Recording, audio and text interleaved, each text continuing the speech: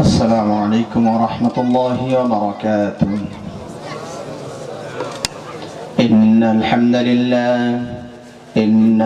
لله نحمده ونستعينه ونستغفره ونؤمن به ونتوكل عليه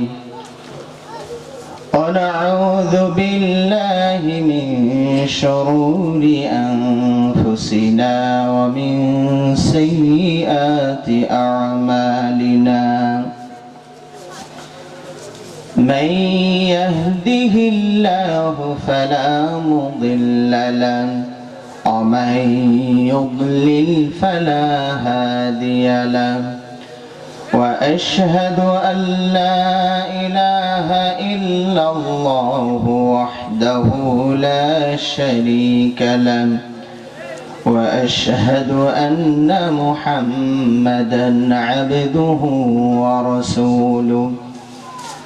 أما بعد فأعوذ بالله من الشيطان الرجيم.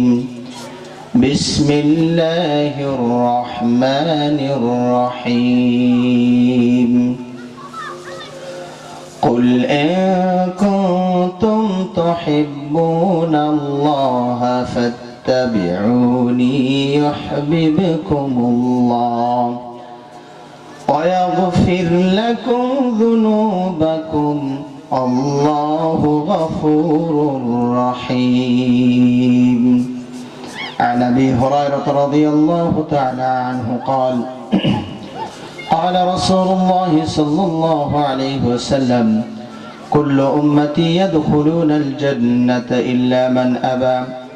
قيل ومن أبى يا رسول الله؟ قال من أطاعني دخل الجنة ومن عصاني فقد أبى. رواه البخاري. الحمد لله. সমস্ত প্রশংসা যাবতীয় গুণগান মহান আল্লাহ সুবহানাহু ওয়া তাআলার জন্য,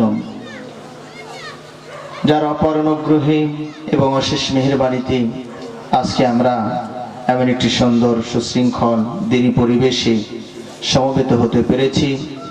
দিনের কিছু কথা শ্রবণ করার, দিনের কিছু জ্ঞান আহরণ করার চেষ্টা করছি। যে রব্বুল আলামিন আমাদেরকে সুবর্ণ সুযোগটুকু দান করলেন, তার কৃতজ্ঞতা এবং প্রশংসা জ্ঞাপন করছি আলহামদুলিল্লাহ। অতঃপর অসংখ্য অগণিত অজস্র সালাত ও সালাম শান্তির ধারা বর্ষিত হোক আমাদের প্রিয় নবী, বিশ্ব নবী, সর্বশেষ ও সর্বশ্রেষ্ঠ নবী নবী মুহাম্মদুর রাসূলুল্লাহ সাল্লাল্লাহু আলাইহি ওয়াসাল্লামের উপর, যার অক্লান্ত পরিশ্রমের বিনিময়ে আজকে আমরা ইসলামকে পেয়েছি, সঠিক দ্বীনকে পেয়েছি।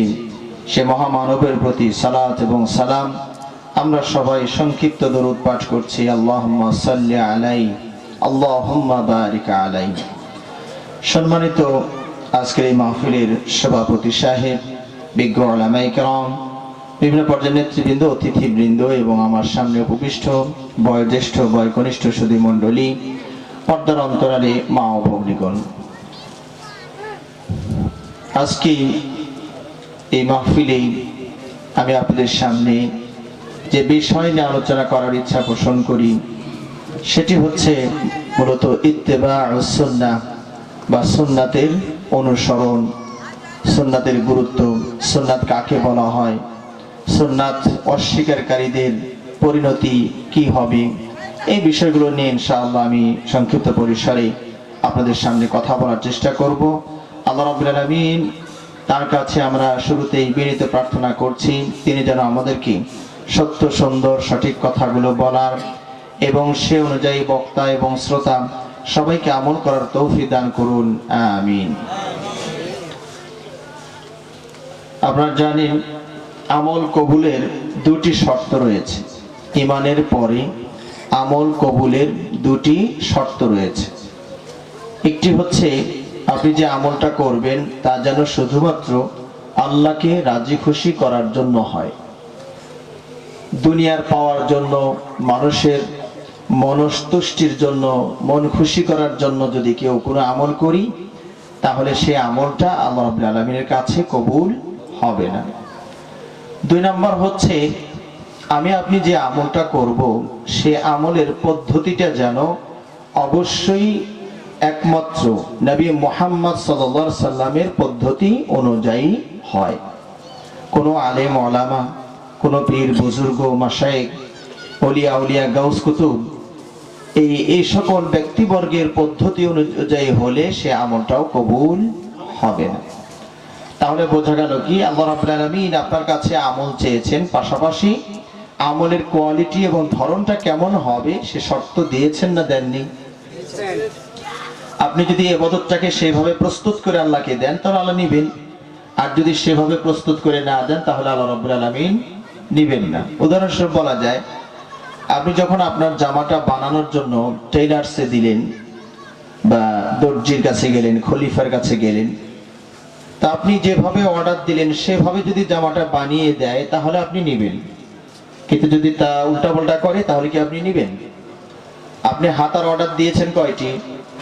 এই জামাতে হাতা দিতে হবে কয়টি? হাতা বোঝেন তো, যে হাতল নাকি বলেন আপনারা?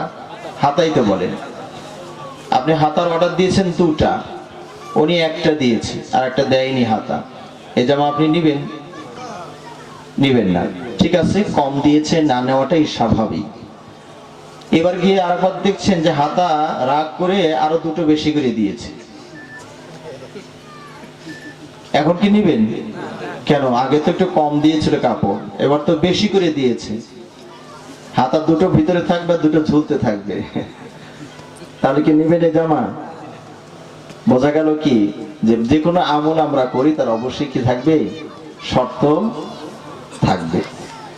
শর্ত অনুযায়ী যদি আপনার জামাটা বানিয়ে দেন তাহলে তিনি নিবেন, আপনি নিবেন, না হলে কিন্তু নিবেন। এরকম সব আমল, সব কাজ, আপনি বিল্ডিং বানাচ্ছেন, বাড়ি বানাচ্ছেন, 1 নাম্বার ইট দিতে হবে, 1 নাম্বার রড দিতে হবে, 1 নাম্বার সিমেন্ট দিতে হবে, মিস্ত্রিটাও ভালো হতে হবে। এখন যদি ইটওয়ালা 3 নাম্বারও দিয়ে দেয়, 2 নাম্বারও দিয়ে দেয়, তাহলে আপনি কি বলবেন? এই নামানোর দরকার নাই, যেমন ট্রাকে নিয়ে আসছো বিসমিল্লাহ বলে ওইভাবে আবার সামনের দিকে রওনা করো। কথা ঠিক না বেঠিক? এরকম ভাবে সব ক্ষেত্রে কিন্তু আমরা এরকম শর্ত দিই। একটা খাবারের অর্ডার দিয়েছেন, ঠিক মতো ঝাল লবণ দেয়নি, কি বলবেন? এই খাবার তোমরাই খাও, এটা আমাদের দরকার নাই। বোঝা গেল কি, যে কেউ যদি কারো কাছে কোনো কাজ বা কর্ম বা আমল চায়, অবশ্যই তার পিছনে একটা শর্ত দেওয়া থাকে। তো আল্লাহ রাব্বুল আলামিন যে আমল আপনার কাছে চাইলেন, ওটা কি শর্তবিহীন চেয়েছেন? এমনি এমনি যেমন খুশি তেমন বানিয়ে দিলে কি হয়ে যাবে? কি বলেন, হবে? হবে না। এর জন্য অবশ্যই কি আছে? শর্ত আছে। কয়টি শর্ত বললাম বলুন তো? 2টি শর্ত। 1 নম্বর শর্ত হচ্ছে, এই আমলটা, কাজটা যে আপনি করবেন তা যেন অবশ্যই আল্লাহকে রাজি খুশি করার জন্য হয়। আপনি সালাত ঠিকই পড়েছেন কিন্তু অন্তরটা অন্যের জন্য, তাহলে তো হবে না। ধরুন একজন জামাই বিয়ে করেছে যে বাড়িতে শ্বশুর বাড়ির সবাই নামাজি, কিন্তু জামাইয়ের কিন্তু নামাজ পড়া অভ্যাস নাই। এখন এসছেন শ্বশুর বাড়িতে, তো দেখে যে সবাই মসজিদের দিকে যায় আর উনি একা কেমনি বিছানায় শুয়ে থাকে, ঘরে থাকে, অপমান বোধ হচ্ছে। শালককে বলে একটা টুপি দে তোরে।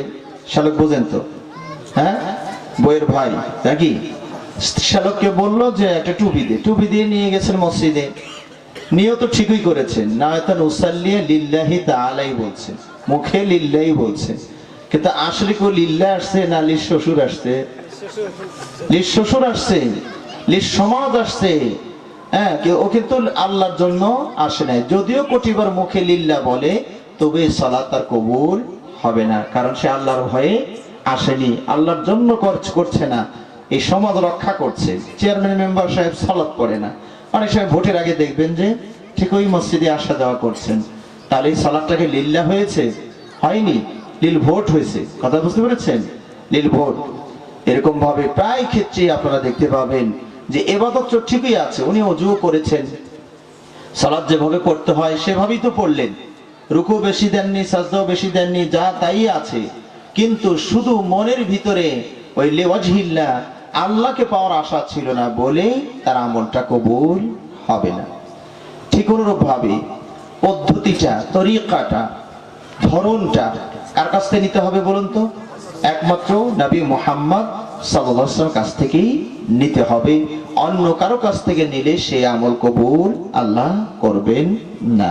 আর আমরা যদি নিজেরাই আমল তৈরি করব, তাহলে নবী আসার কোনো দরকারই ছিল না।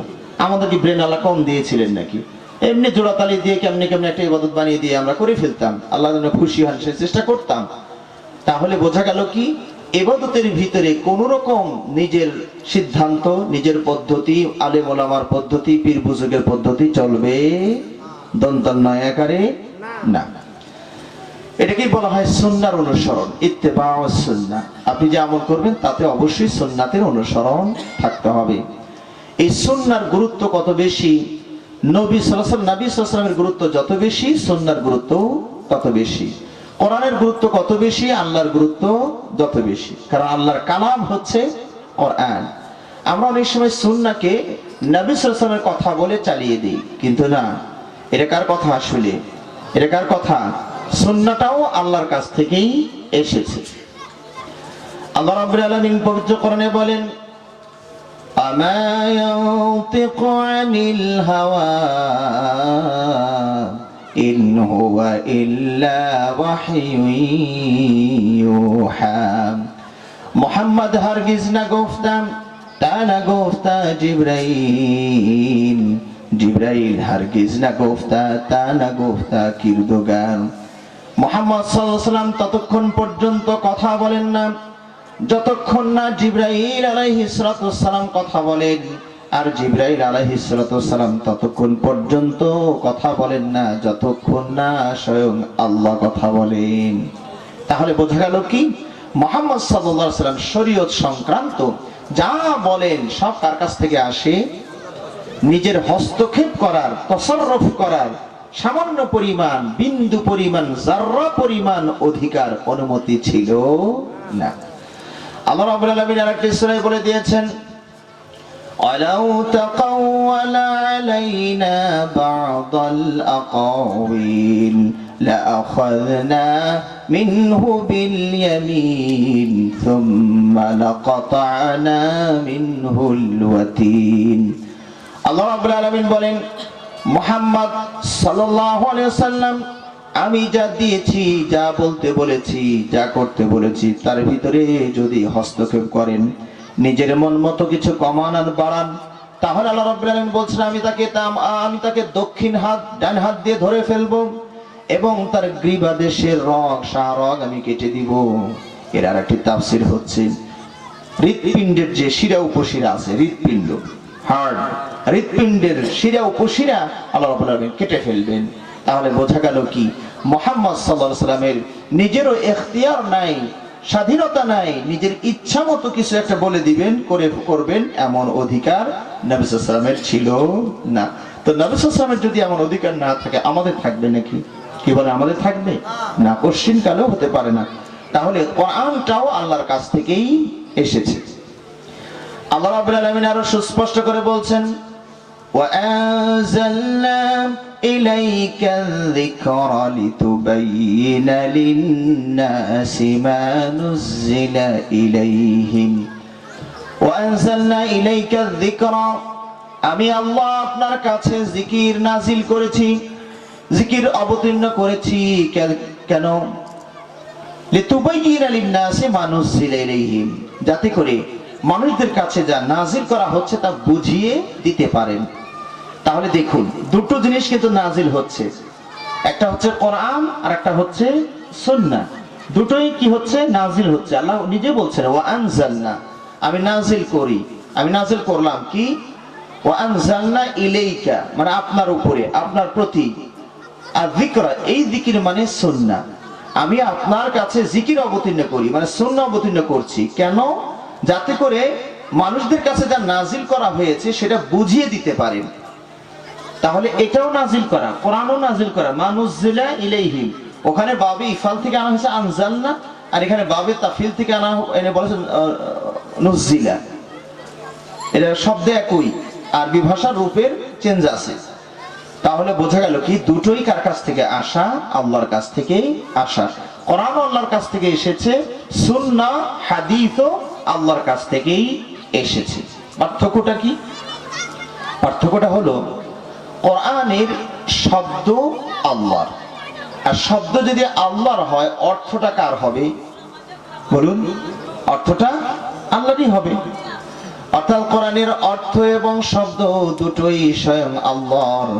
আল্লাহ রাব্বুল আলামিন যেভাবে যে শব্দে উচ্চারণ করেছেন কোরআন সেই শব্দেই আমরা পেয়েছি।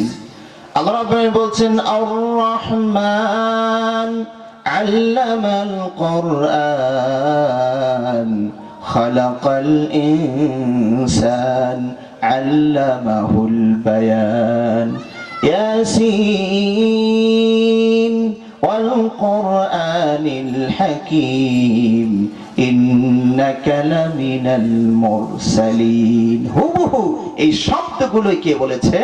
আল্লাহ সুবহানাহু ওয়া তাআলা বলেছেন। তাহলে শব্দ যদি আল্লাহর হয় এই অর্থটাও কার হবে? আল্লাহর হবে। কিন্তু সুন্নাহটা হলো কেমন? শব্দটা নবী সাল্লাল্লাহু আলাইহি সাল্লাম নিজে ব্যবহার করেছেন, অর্থটা হচ্ছে আল্লাহর কাছ থেকে। অর্থটা কার হবে? আল্লাহ। শব্দটা কার? নবী। কেমনে বোঝাই? ধরুন আমি আমার মাদ্রাসার ছাত্রকে বললাম যে আব্দুল্লাহ আমাকে এক গ্লাস পানি দাও তো। ছেলেটি পানি আনার জন্য দৌড় দিয়েছে। প্রিন্সিপাল স্যার চেয়েছে তো তাড়াতাড়ি আনতে হবে, দৌড় দিয়েছে। প্রতিমধ্যে একজন স্যার আটকে দেয়, ক্লাসের টাইমে এগুলো দৌড়াদৌড়ি কিসের? তখন সে বলছে যে প্রিন্সিপাল স্যার বললেন আব্দুল্লাহ আমাকে এক গ্লাস পানি দাও তো, তাই আমি আনতে যাচ্ছি। তাহলে বলুন তো আমার কথাগুলো সে হুবহু বলেছে কিনা? প্রিন্সিপাল স্যার বললেন যে আব্দুল্লাহ আমাকে এক গ্লাস পানি দাও তো, তাই আমি পানি আনতে যাচ্ছি। তাহলে আমার কথাটা কিন্তু হুবহু সে উদ্ধৃতি দিয়েছে। কিন্তু ছেলেটা যদি এভাবে বলতো যে প্রিন্সিপাল স্যার এক গ্লাস পানি চেয়েছে তো তাই আনতে যাচ্ছি, এই পরের বাক্যে কি আমার কথাগুলো হুবহু সে বলেছে? আমার কথাটা শুনে ও যেটা বুঝেছে সেটা নিজের ভাষায় প্রকাশ করছে। কথাটা কি বোঝা গেল ভাইরা? তাহলে কোরআনটা হলো কিরকম? আর রহমান আল্লামাল কোরআন, এইভাবেই আল্লাহ বলেছেন, শব্দটা ওইভাবেই নবীও বলেছেন। আর সুন্নাহটা হলো কেমন? আল্লাহ বলেছেন, মুহাম্মদ শুনলেন, শুনে উনি একটা জিনিস বুঝলেন, বুঝে নিজের শব্দে ওটা প্রকাশ করলেন। এটার নাম হচ্ছে সুন্নাহ। কিন্তু মূলত দুটোই কার কাছ থেকে এসেছে বলুন তো? আল্লাহর কাছ থেকে এসেছে। এই সুন্নাহর গুরুত্ব কত বেশি আমরা আগে আপনাদেরকে বলেছি।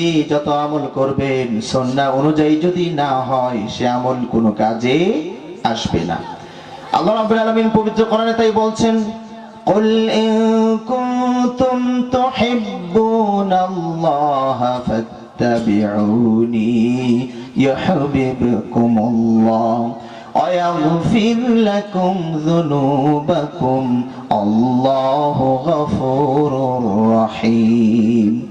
আল্লাহ রাব্বুল আলামিন বলেন, ও নবী আপনি বলুন ইন কুনতুম তুহিব্বুনাল্লাহ, তোমরা যদি আল্লাহকে ভালোবাসতে চাও, আল্লাহর ভালোবাসা যদি পেতে চাও, ফাত্তাবিউনি, তাহলে আমি নবীর অনুসরণ করো। আল্লাহর ভালোবাসা যদি আমরা পেতে চাই তাহলে ভালোবাসা পাওয়ার ওয়ে মাধ্যমটা হলো কি বলুন কি? নবী মুহাম্মদ সাল্লাল্লাহু আলাইহি ওয়াসাল্লামের ইত্তেবা, নবী মুহাম্মদ সাল্লাল্লাহু আলাইহি ওয়াসাল্লামের অনুসরণ। অন্য কারো অনুসরণের কথা এখানে বলা হয়নি। এখানে কথা বলা হচ্ছে না যে অমুক ইমামের অনুসরণ করো, অমুক পীর সাহেবের অনুসরণ করো, অমুক মুর্শিদের অনুসরণ করো, তা কিন্তু বলা হয়নি।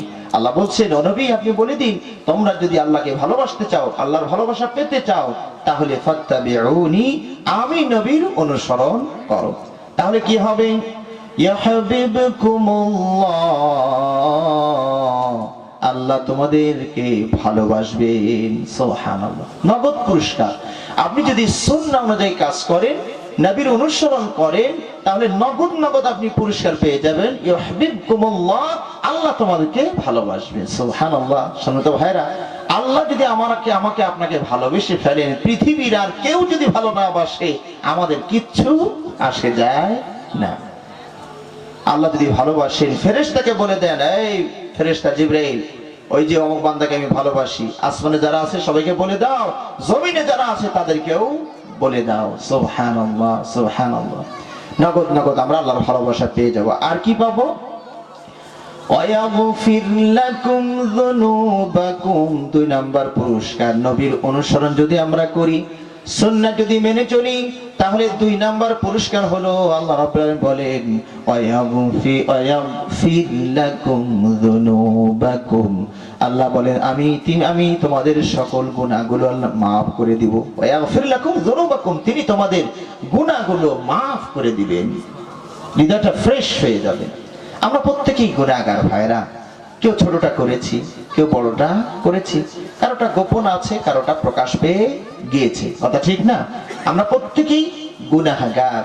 এই গুনার কারণে হৃদয়টা কালো হয়ে যায়, ময়লা পড়ে যায়।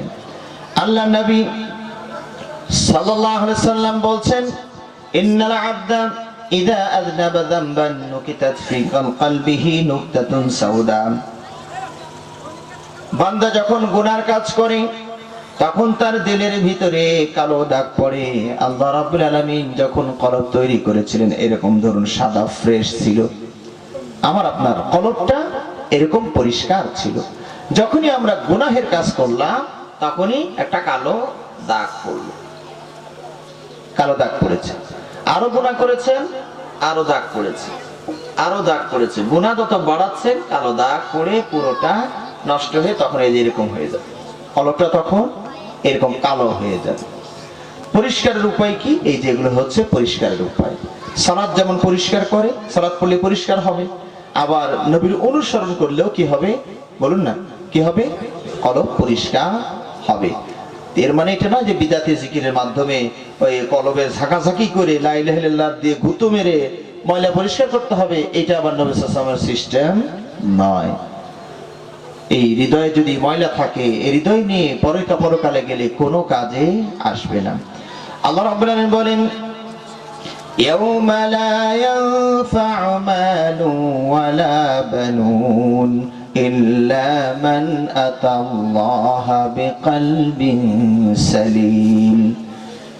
সেদিন সহায় সম্পত্তি, ধন সম্পদ, সন্তান সন্ততি কোনোই কাজে আসবে না, তবে সেই ব্যক্তি উপকৃত হতে পারবেন যিনি পরিষ্কার স্বচ্ছ হৃদয় নিয়ে আল্লাহর কাছে যাবেন। হৃদয়টাকে পরিষ্কার করে নিয়ে যেতে হবে। কলব ময়লা পড়ে যায় গুনাহের কারণে, অবাধ্যতার কারণে ময়লা ভরে গিয়েছে, সাবান দিতে হবে। তো সাবান পাবেন কোথায়? ওই যে সালাত একটা সাবান, নবী সাল্লাল্লাহু আলাইহি ওয়াসাল্লাম অনুসরণ হচ্ছে একটা সাবান। এগুলো করলেই আপনার কলবটা পরিষ্কার হয়ে যাবে। তাহলে বোঝা গেল কি? এই আয়াতের মাধ্যমে বোঝা গেল যে ইত্তেবাউস সুন্নাহ যদি আমরা করি, নবী সাল্লাল্লাহু আলাইহি ওয়াসাল্লামকে অনুসরণ করি, আমরা কি কটা জিনিস পাবো ভাইরা? 2টো জিনিস পাবো। 1 নম্বর আল্লাহর ভালোবাসা পাবো, আর 2 নম্বর হচ্ছে আল্লাহ আমাদের গুনাহগুলো মাফ করে দিবেন। আল্লাহ রাব্বুল আলামিন আরো বলছেন, ওমা আতাকুমুর রাসূলু ফাখুযুহু ওমা নাহাকুম আনহু ফান্তাহু। মুহাম্মদ সাল্লাল্লাহু আলাইহি ওয়াসাল্লাম যা নিয়ে এসেছেন তা তোমরা গ্রহণ করো, আর তিনি যা করতে মানা করেছেন তা তোমরা বর্জন করো। এখানে আপনাকে নির্দেশ করা হয়েছে মুহাম্মদ সাল্লাল্লাহু আলাইহি ওয়াসাল্লাম যা নিয়ে এসেছেন তাই আপনারা গ্রহণ করবেন, আর মুহাম্মদ সাল্লাল্লাহু আলাইহি ওয়াসাল্লাম যা মানা করেছেন তাই আপনি মেনে চলবেন। এখন যদি আমরা তা না করি, মুহাম্মদ সাল্লাল্লাহু আলাইহি ওয়াসাল্লাম একটা নিয়ে আসলেন, আমরা ওটা মানলাম না, সমাজ যেটা চলে ওটাই আমরা মানলাম, বাপদাদা যেটা করে সেটাই আমরা মানলাম, তাহলে কি আমরা নবীকে মানলাম? দুনিয়াবী ক্ষেত্রে আমরা কখনো বাপদাদার দোহাই দেই না, শুধু দিনের ক্ষেত্রে আমরা বাপদাদার দোহাই দেই, সমাজের দোহাই দেই। ভাইরা দেখুন, এক সময় আপনাদের বাপদাদারা কিসের ঘরে ছিল? ছনের ঘরে ছিল, তাই না? ছনের ঘর বোঝেন তো, মানে বা আপনাদের দেশে কি কি দিয়ে আরো তৈরি করা ছিল জানি না, পাতা দিয়ে তৈরি করা ছিল, তাই না? এরকম এখন আপনারা ইট দিয়ে করছেন, পাকা করছেন, বিল্ডিং করছেন। কেন কেন আপনারা এই অজুহাত দেন না যে না না বাপ দাদা যেটা ছিল ওইটা হলো আসল জিনিস, বাপ দাদা ওই ঘরে ছিল, আমরা ওই ঘরে থাকবো। তা আপনারা তো এখন বিল্ডিং করছেন, এখানে কিন্তু বাপ দাদাটা কেউই মানতে চায় না, কথা ঠিক না ভাই? ঠিক। এক সময় আপনার বাপ দাদারা ওই গরুর গাড়িতে চলাফেরা করেছেন, ভ্যান গাড়িতে চলাফেরা করেছেন, গরুর গাড়ি ওল্ড মডেল। এখন আপনার হুন্ডা 4 চাকা, পারলে বিমানে কেমনে ওঠা যায় সেই চেষ্টা করেন। কেন? বাপ দাদার দোহাই তো এখানে দিচ্ছে না যে বাপ দাদা গরু গাড়িতে চড়ছে, তারা কি কম বুঝছে নাকি? তা আমরা কেন আজকে প্লেনে উঠবো? এটা বেয়াদবি, বাপ দাদার সাথে বেয়াদবি। তারা এইভাবে কষ্ট করে চলছে, আমরা তো সুখে চলবো। দুনিয়াবি ক্ষেত্রে কেউ আমরা এই বাপ দাদার দোহাইটা দেই না, সমাজের দোহাইও দেই না। কথাটা ঠিক না ব্যাঠিক হয় না?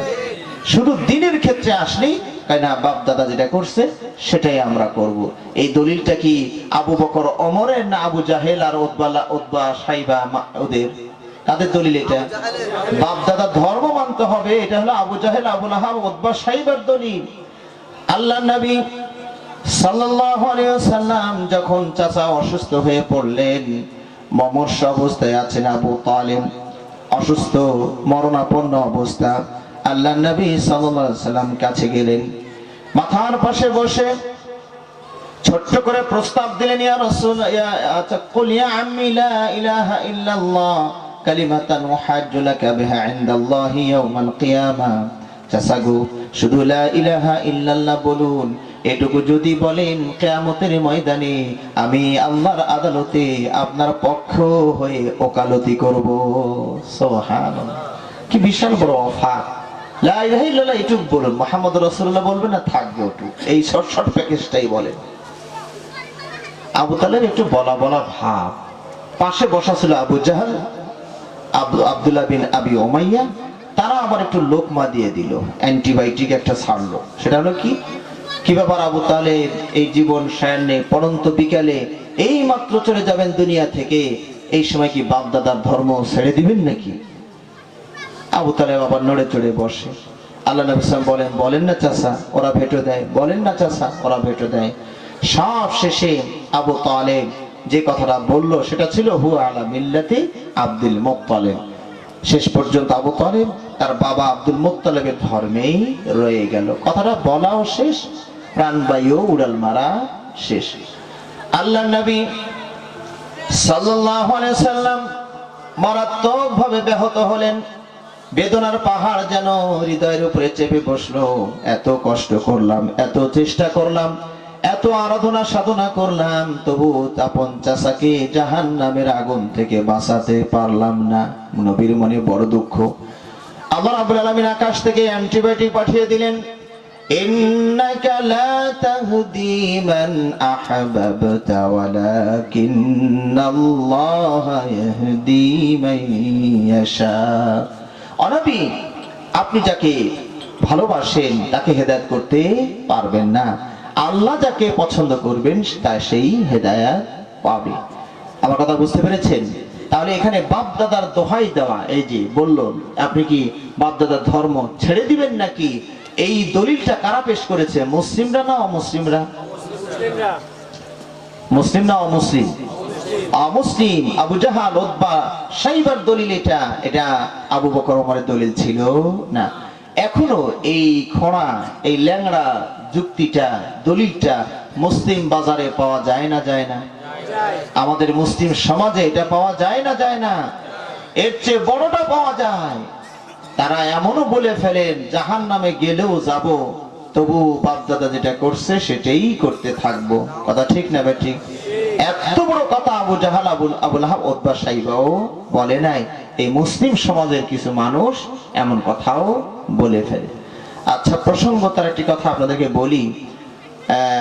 এই যে আবু তালেবকে আল্লাহ নবী সাল্লাল্লাহু আলাইহি ওয়াসাল্লাম বললেন বলুন লা ইলাহা ইল্লাল্লাহ, এটা আবু তালেব বলল না কেন? কি সমস্যাটা? আচ্ছা আপনারা একটু বলুন তো, লা ইলাহা ইল্লাল্লাহ আবার একটু বলুন তো। আপনাদের অনেক কষ্ট হলো তাই না? দাঁতে ব্যথা হয়েছে না? 2 কেজি তেল ফুরাইছে? এটা কি আপনাদের ভাষা নাকি? লা ইলাহা ইল্লাল্লাহ কি আপনার ভাষা না? এটা তো আরবি ভাষা, আর আপনারা বাঙালি, ভাষার মিল নাই। তারপরও আপনারা কত অনায়াসে বলে ফেলেন লা ইলাহা ইল্লাল্লাহ। তা আবু তালেবের ভাষা কি? লা ইলাহা ইল্লাল্লাহ কি? আরবি। তো উনি বলে না কেন? সমস্যাটা কোন জায়গায়? সমস্যাটা খুঁজে দেখা দরকার না? লা ইলাহা ইল্লাল্লাহ বললেই জান্নাত।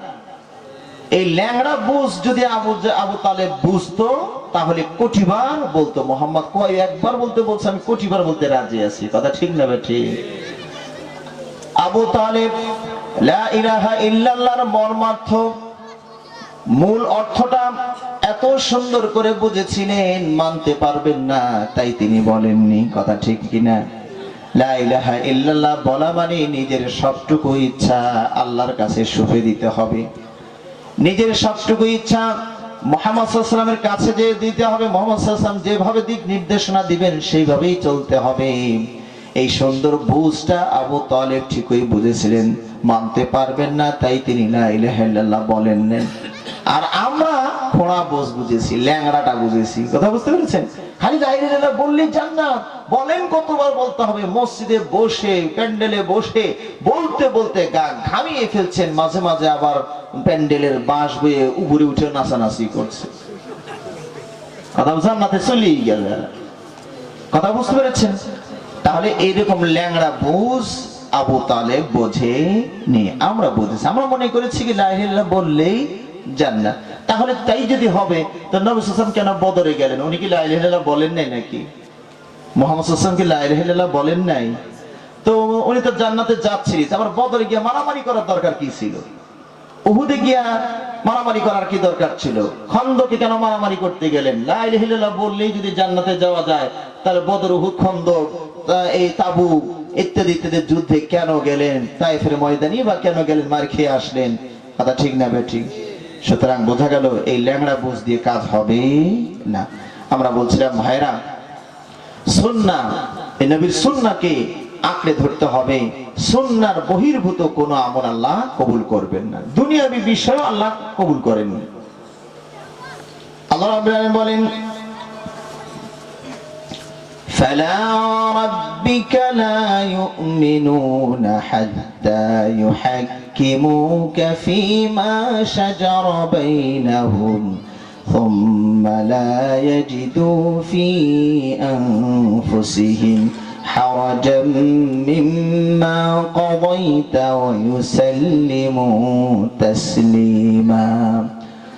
الله رب العالمين فلا ربك لا يؤمنون, নয় নয় নয়, নহে নহে, না না না, তারা কখনোই আপনার রবের কসম, তারা ততক্ষণ পর্যন্ত মুমিন হতে পারবে না যতক্ষণ না আপনাকে তাদের মাঝে যে সমস্যা দেখা দিবে সেই সমস্যা নিরসনের একমাত্র বিচারক বিচারপতি আপনাকে না বানাবে, ততক্ষণ পর্যন্ত তারা মুমিন হতে পারবে না।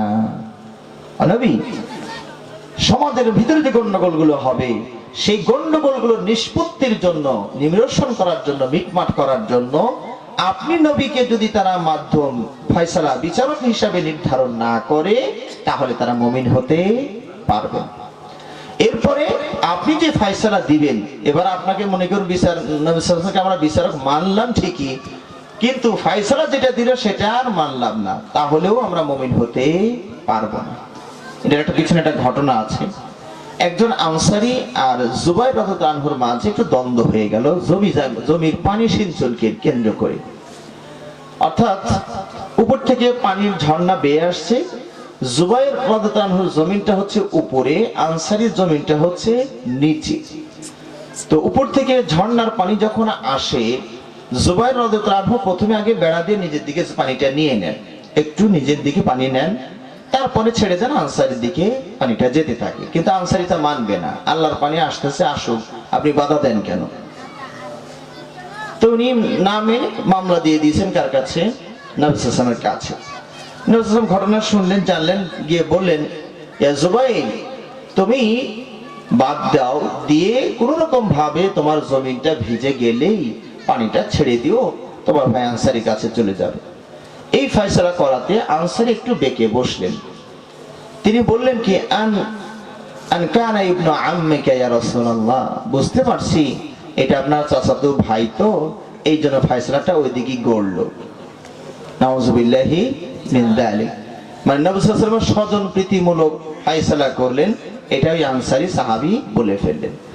আল্লাহ নবী সাল্লাল্লাহু আলাইহি ওয়াসাল্লাম এবার একটু রাগ করে জুবাইরকে বললেন, ও জুবাইর, তুমি আগে পানি নিবা, আল বরাবর না হওয়া পর্যন্ত পানি ছাড়বা না। কথা বুঝতে পেরেছেন? আল্লাহ নবী সাল্লাল্লাহু আলাইহি ওয়াসাল্লাম রাগ করে কি ফয়সালা, কি জুলুমের ফয়সালা করেছেন নাকি? এটা অসম্ভব। নবীর সামনে এটা মিলতে হতেই পারে না। তার মানে প্রথম রায়টা আনসারীর পক্ষে ছিল, আনসারী বুঝতে পারে নাই। যখন সে প্রতিবাদ জানিয়েছে, পুরো ফয়সালাটা জুবাইরের পক্ষে দিয়ে দিলেন। রাগ করে জুলুম নবী সাল্লাল্লাহু করতে পারেন না। কারণটা কি বলুন তো? জুবাইরের জমিটা হলো উপরে, আনসারীর জমিটা হলো নিচে। তো উপরওয়ালার পানি বেশি দরকার নিচের ওয়ালার তুলনায়। কেন বলুন তো? ধরুন আপনার জমিটা নিচে, আমার জমিটা উপরে। এখন যেভাবে আসি আর কি, আমরা টেজে আর নিচে, আমার জমি উপরে। এখন আমি যদি পানি যাও নিব, পাসপোর্টার ভিসা ছাড়াই ফিল্টার দিয়ে আপনার দিকে যাবে না যাবে না আমার পানি? কারণ আপনারটা তো আমারটা নিচে জমি, আমি পানি যাই নেই, কোন রকম ভিজে টিজে হওয়ার পরেই ওই ফিল্টার দিয়ে নিচ দিয়ে পানি চুয়ে চুয়ে আপনার জমিতে চলে যাবে পানি। কিন্তু আপনারটার জমির পানি কি আমার দিকে আসবে নাকি? আসবে না। আজ পানিটা প্রথমে কার দরকার? জুবাইরের দরকার। যার জমি উপরে তার দরকার হলো বেশি পানি। তারপরেও নবী সাল্লাল্লাহু আলাইহি ওয়াসাল্লাম প্রথম দিকে আনসারের পক্ষে রায়টা দিয়ে বলেছিলেন, জুবাইর কোন রকম জমিনটা ভিজে গেলেই পানিটা ছেড়ে দিও। রায়টা কার পক্ষে ছিল? আনসারের পক্ষে ছিল। কিন্তু আনসারী বুঝতে চাইলো না, এই জন্য পরে পুরোপুরি হক জুবাইরকে দিয়ে দিলেন। কারণ জুবাইর পুরো পানি নিলেও পানিটা পাসার হয়ে কোন দিকে যাবে? ওই আনসারি জমির দিকেই যাবে। দেখুন, একটা সামান্য পানি নেওয়া না নেওয়ার বিষয় যদি নবী সাল্লাল্লাহু আলাইহি ওয়াসাল্লামকে না মানার কারণে আল্লাহ কোরআনে আয়াত নাযিল করে দিলেন, ফালা রাব্বিকা লা ইউমিনুন, তারা কখনোই মুমিন হতে পারবে না। এই জমির পানি নেওয়া দেওয়ার বিধানে যদি নবীকে না মানে, তাহলেই মুমিন হতে পারবে না। তাহলে চিন্তা করে দেখুন তো, শরীয়তের বিষয়টা কত জটিল হয়ে গেল। এখন নবী সাল্লাল্লাহু আলাইহি ওয়াসাল্লাম আমাদের মাঝে নাই, বিচারকটা কে হবেন বলুন তো দেখি? বিচারক কে হবেন? এখন বিচারক এখন বর্তমানে তো আবু বকরও নেই, ওমরও নেই, ওসমানও নেই, কেউ নাই। এখন হবে কোরআন আর সুন্নাহ। আমার আপনার সামনে যত বিচার আসবে, সব বিচারের বিচারক হবেন কোরআন এবং সুন্নাহ। যদি আমরা এই দুই যে বস্তুকে বিচারক মানি, তাহলেই আমরা মুমিন হতে পারবো, নচেত মুমিন হতে পারবো না। যখন আপনাকে বলা হলো আপনি এভাবে আমল করছেন, অথচ হাদিসে এভাবে এসেছেন, কেউ বলছেন এখানে হাত বাঁধেন, কেউ বলছেন ওখানে বাঁধেন, কেউ বলছেন ছেড়ে দেন, একাধিক মতামত পাওয়া যায়। কেউ বলছেন রফুলে দেন করুন, কেউ বলছেন করা যাবে না, মানসুখ হয়ে গিয়েছে, ইত্যাদি ইত্যাদি। ধরুন যে কোনো বিষয় সমাজের মাঝে দুটো মত দেখা দিল, এক্ষেত্রে আমরা বিচারক মানবো কাকে? নবী সাল্লাল্লাহু আলাইহি ওয়াসাল্লামকে। ঠিক না ঠিক? তো নবী সাল্লাল্লাহু আলাইহি ওয়াসাল্লাম তো এখন নাই, তাহলে বিচারক কে হবে?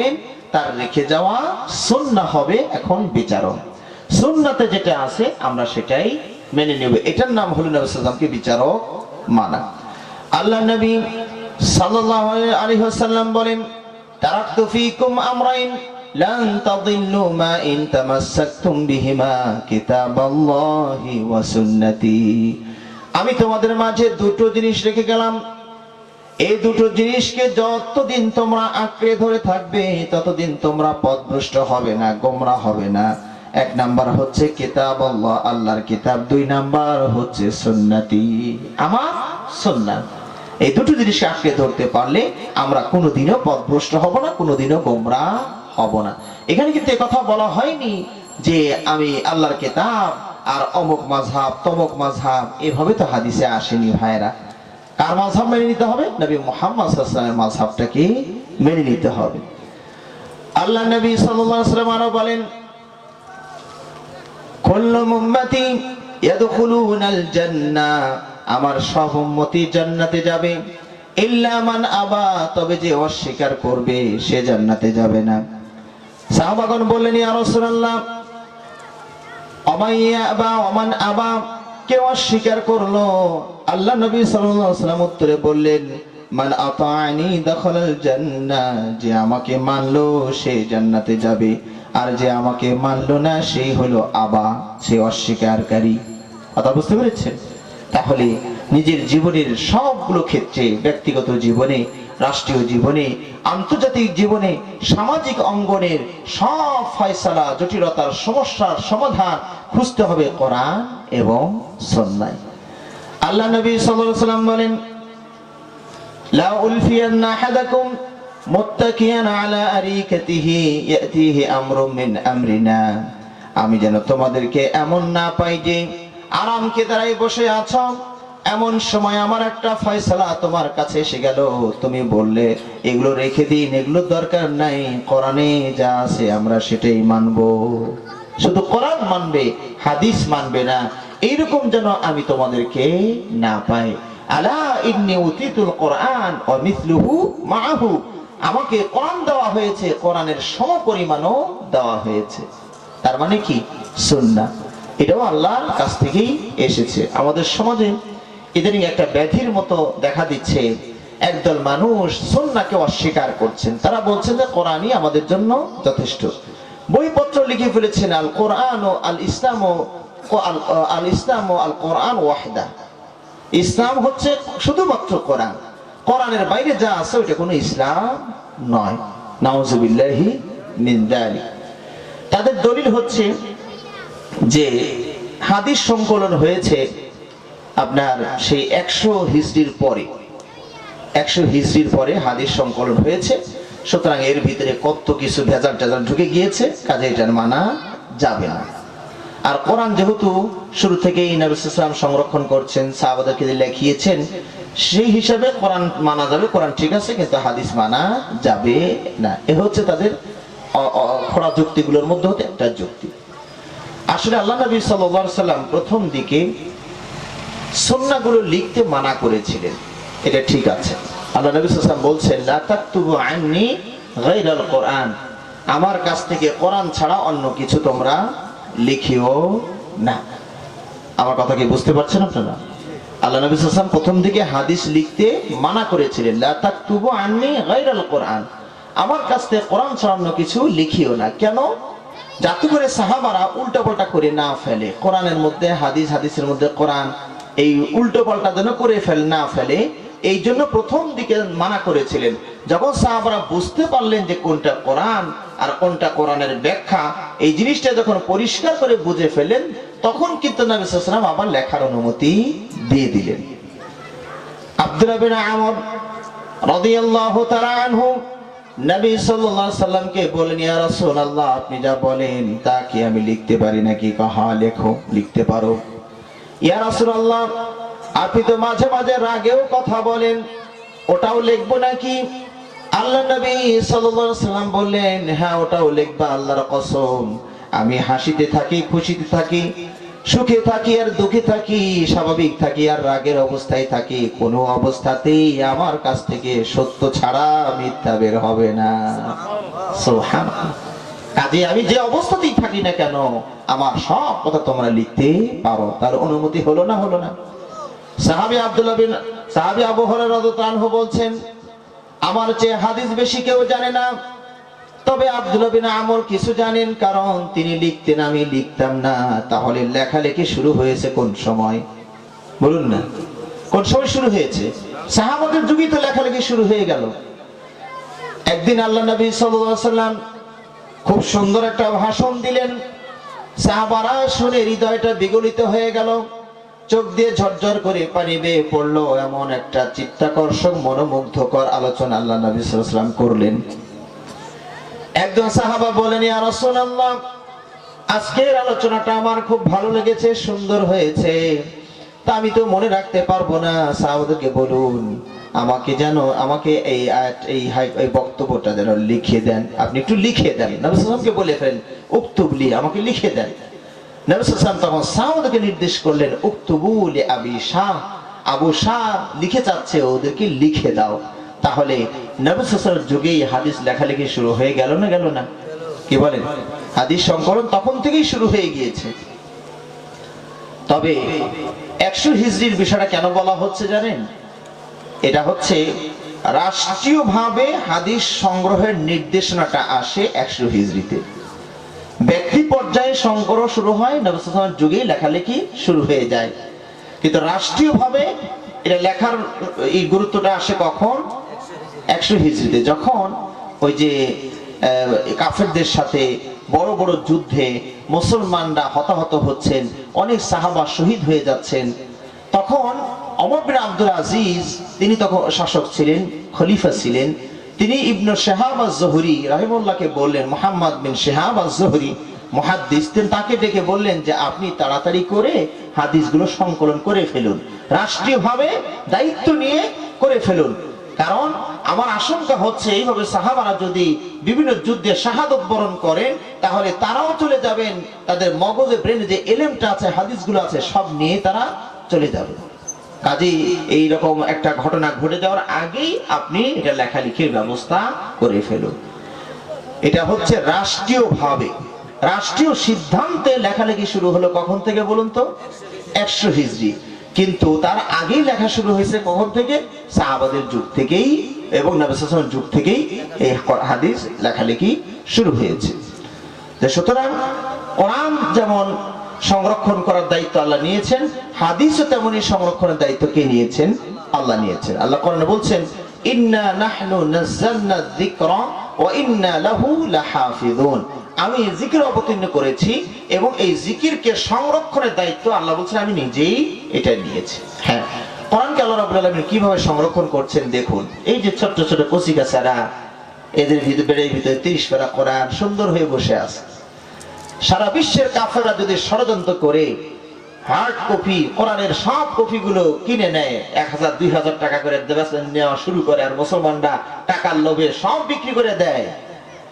আর ওরা সবগুলো নেওয়ার পরে যদি আগুনে জ্বালিয়ে পুড়ে সাগরে নদীতে ফেলে দেয়, একটা ঘন্টার ভিতরে হাফেজে কোরআনরা আর একটা কোরআন নিয়ে আসতে পারবে হুবহু, একটা অজের জবরে কোনো পরিবর্তন হবে না। সুবহানাল্লাহ। আল্লাহ তার কালামকে এভাবে সংরক্ষণ করেছেন, আজও পর্যন্ত একটা জের জবর কেউ পরিবর্তন করতে পারছে না, নোক্তা পরিবর্তন করতে পারছে না। কত সূক্ষ্মভাবে এটাকে প্রিন্টিং করা হচ্ছে। এই যে সৌদি আরবে যে কোরআনটা ছাপানো হয়, মালিক মুজাম্মা মালিক ফাহাদ এই নামে যে ছাপাখানাটা আছে, এই যে কোরআনটা দেখুন কত যে ধাপ পেরিয়ে আসে। আমার ওস্তাদ বলছেন যে কারেকশন করতে যে কতগুলো ধাপ যে পার হয়, এটা গুণে শেষ করা যাবে না। আল্লাহর কালাম কোনোভাবে ভুল ধারের মধ্যে না ঢোকে। তবে হ্যাঁ, বাংলাদেশের কিছু অসৎ ব্যবসায়ী তারা হয়তো তড়িঘড়ি করে ব্যবসায় তাদের মূল লক্ষ্য, এরা প্রিন্ট করতে গিয়ে কিছু ভুল ত্রুটি করে ফেলছে। যখন ছাত্ররা বুঝতে পারছে ওই প্রিন্ট ওই ছাপা কেনাই ছাত্ররা বন্ধ করে দিচ্ছে, ও এখনো ঘরে পালক দাও কোরআন। কথা বুঝতে পেরেছেন? সুতরাং আল্লাহ কোরআনকে সংরক্ষণ করেছেন। তো কোরআনকে যিনি সংরক্ষণ করেছেন তিনি কি হাদিস সংরক্ষণ করবেন না? শুধু কোরআন সংরক্ষণ করে লাভ হবে না যদি তার ব্যাখ্যাটাকে সংরক্ষণ করা না হয়। আজকে সমাজের ভিতরে এক শ্রেণী মানুষ যাদেরকে মুনকিরুল হাদিস বলা হয়, হাদিসকে তারা অস্বীকার করছেন। তারা বলছেন কোরআনই সব হবে। অসম্ভব ব্যাপার ভাইরা, কোনোভাবেই আপনি শরীয়ত, কোরআন এবং সুন্নাহ দুটো ছাড়া চলতে পারবেন না।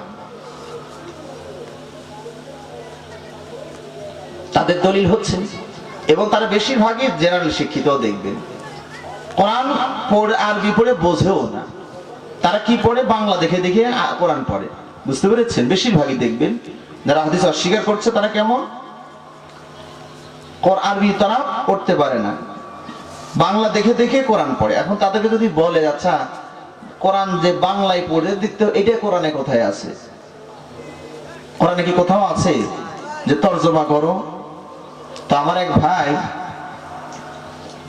ওনার এলাকায় যখন এই গ্রুপটার একটু উৎপাত বেড়ে গেল, তা আমাকে ফোন করে বলছেন, শেখ ওরা তো গোমরা হয়েছেই, তা আমি যদি আরেকটু বেশি গোমরা করি তাহলে কি গুনাহ হবে নাকি? তা আমি বললাম এটা ওরা কেমনে? ওরা তো হাদিস অস্বীকার করছে দিয়ে তো গোমরা হয়ে গেছে। তা আমি ওদেরকে বলবো যে এই যে কোরআন এই যে আল্লাহ, তুমি তো বললো কোরআন মানা যাবে, কোরআন এই যে আল্লাহর এইটার প্রমাণ আমাকে দাও। কেমনে এইটা যে আল্লাহর, ও কেমনে বুঝাবে আপনাকে? কন্ত দেখি, আল্লাহ কি সরাসরি আমাদেরকে এইভাবে এখন বলছে নাকি যেটা আমার কোরআন? তাহলে ও তো গোমরা হয়েছে, মানে হাদিস মানে গোমরা হয়েছে। ওকে কোরআন যেন না মানে ওইটার ব্যবস্থা করিয়ে দিই ওকে, যে মানে গোমরা বাড়িয়ে দিই ওকে। তাহলে কোরআন সংরক্ষণ হয়েছে কিভাবে? সাহাবাদের মাধ্যম দিয়েই তো হয়েছে। আমার কথা কি বুঝতে পেরেছেন? কোরআন কি এইভাবে লিখিত আকারে এসেছে আল্লাহর কাছ থেকে? তাওরাত, ইনজিল, জাবুর লিখিত এসেছিল।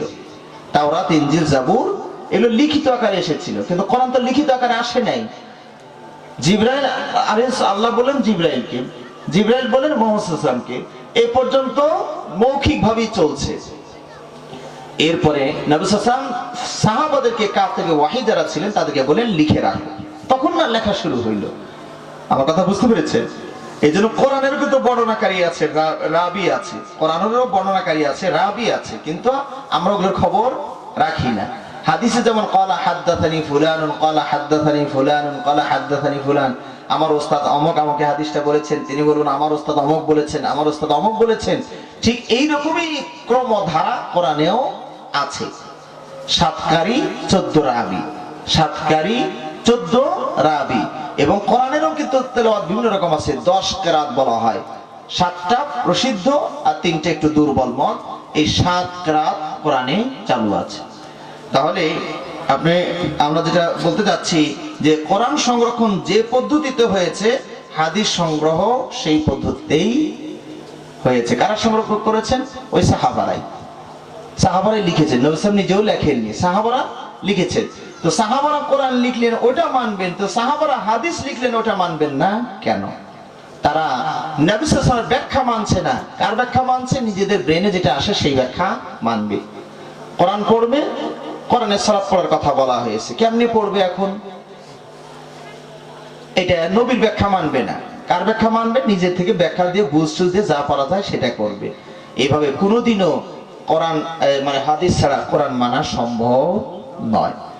দেখুন উদাহরণস্বরূপ বলি, আল্লাহ কোরআনে বলছেন ইন্না ইদ্দাতাশ শুহুরি ইনদাল্লাহি 12 শাহরান ফি কিতাবিল্লাহি ইয়াওমা খালাকাস সামাওয়াতি ওয়াল আরদা মিনহা আরবাআতুন হুরুম। যেদিন থেকে আল্লাহ আসমান জমিন সৃষ্টি করেছেন সেদিন থেকে আল্লাহর কাছে মাসের সংখ্যা 12টা। ফি কিতাবিল্লাহ, আল্লাহর কিতাবে আছে, আল্লাহর কিতাবে আছে 12টা। এখন এই 12টা মাস কোন জায়গায় আছে কোরআনে? কোন তো দেখি আছে কোরআনে? শুধু রমজান মাসটার নাম পাবেন, হ্যাঁ তাই না? আর বাকি আর মাসের নাম আছে? হয়তো হজের হজ শব্দটা দিয়ে হয়তো হজরটাও নিতে পারেন। তো 12টা যে আল্লাহ নাম বলেন মাসের নাম, 12টা নাম কি কোরআন থেকে কেউ বের করে দিতে পারবে? তাহলে ওরা এখানে মানবে কি করে? এরপর বলা হয়েছে যে 4টা মাস হলো হারাম মাস। তার মানে হারাম মাস মানে কি? এই 4টা মাসে মুসলিমরা আগ বাড়িয়ে কোনো অমুসলিমদের উপর আক্রমণ চালাবে না। তাহলে 4টা মাস চেনা জরুরি না জরুরি না? না চিনলে কখন হামলা চালাবেন না চালাবেন বুঝবেন কেমনে? হারাম মাসে হামলা চালানো নিষেধ। তা হারাম 4টা মাস কি কি কোরআন থেকে বের করে দেন তো। যারা কোরআন মানবে হাদিস মানবে না তাদেরকে যদি বলেন তো কোথায় পাবে এই যে হারাম 4টা মাস? হারাম মাসগুলো কি কি? জিলকাদা, জিলহিজ্জা, মুহররম আর হলো রজব। আর এই যে 4টা মাসের নাম বলছে, এই 4টা মাসের নাম কি কোরআনে কোথাও আছে? তাহলে এই আয়াতটাই হাদিসটা তারা মানবে কি করে?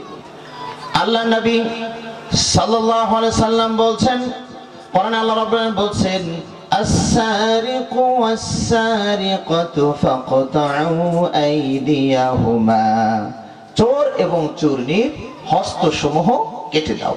কার কথা এটা? কোরআনের কথা। এখন যদি কেউ বলে কোরআন মানবে হাদিস মানবে না, তাহলে এখন চোর কাকে বলা হয় এটা কোরআন দিয়ে বুঝিয়ে দিতে হবে। আছে কোরআনে কোথাও? চোর কাকে বলা হয় এটা হাদিসে নিতে হবে, ওই আরব দেশের মুহাদ্দিসিনদের ব্যাখ্যাও নিতে হবে এখান থেকে। চুরি কাকে বলা হয়? অন্যের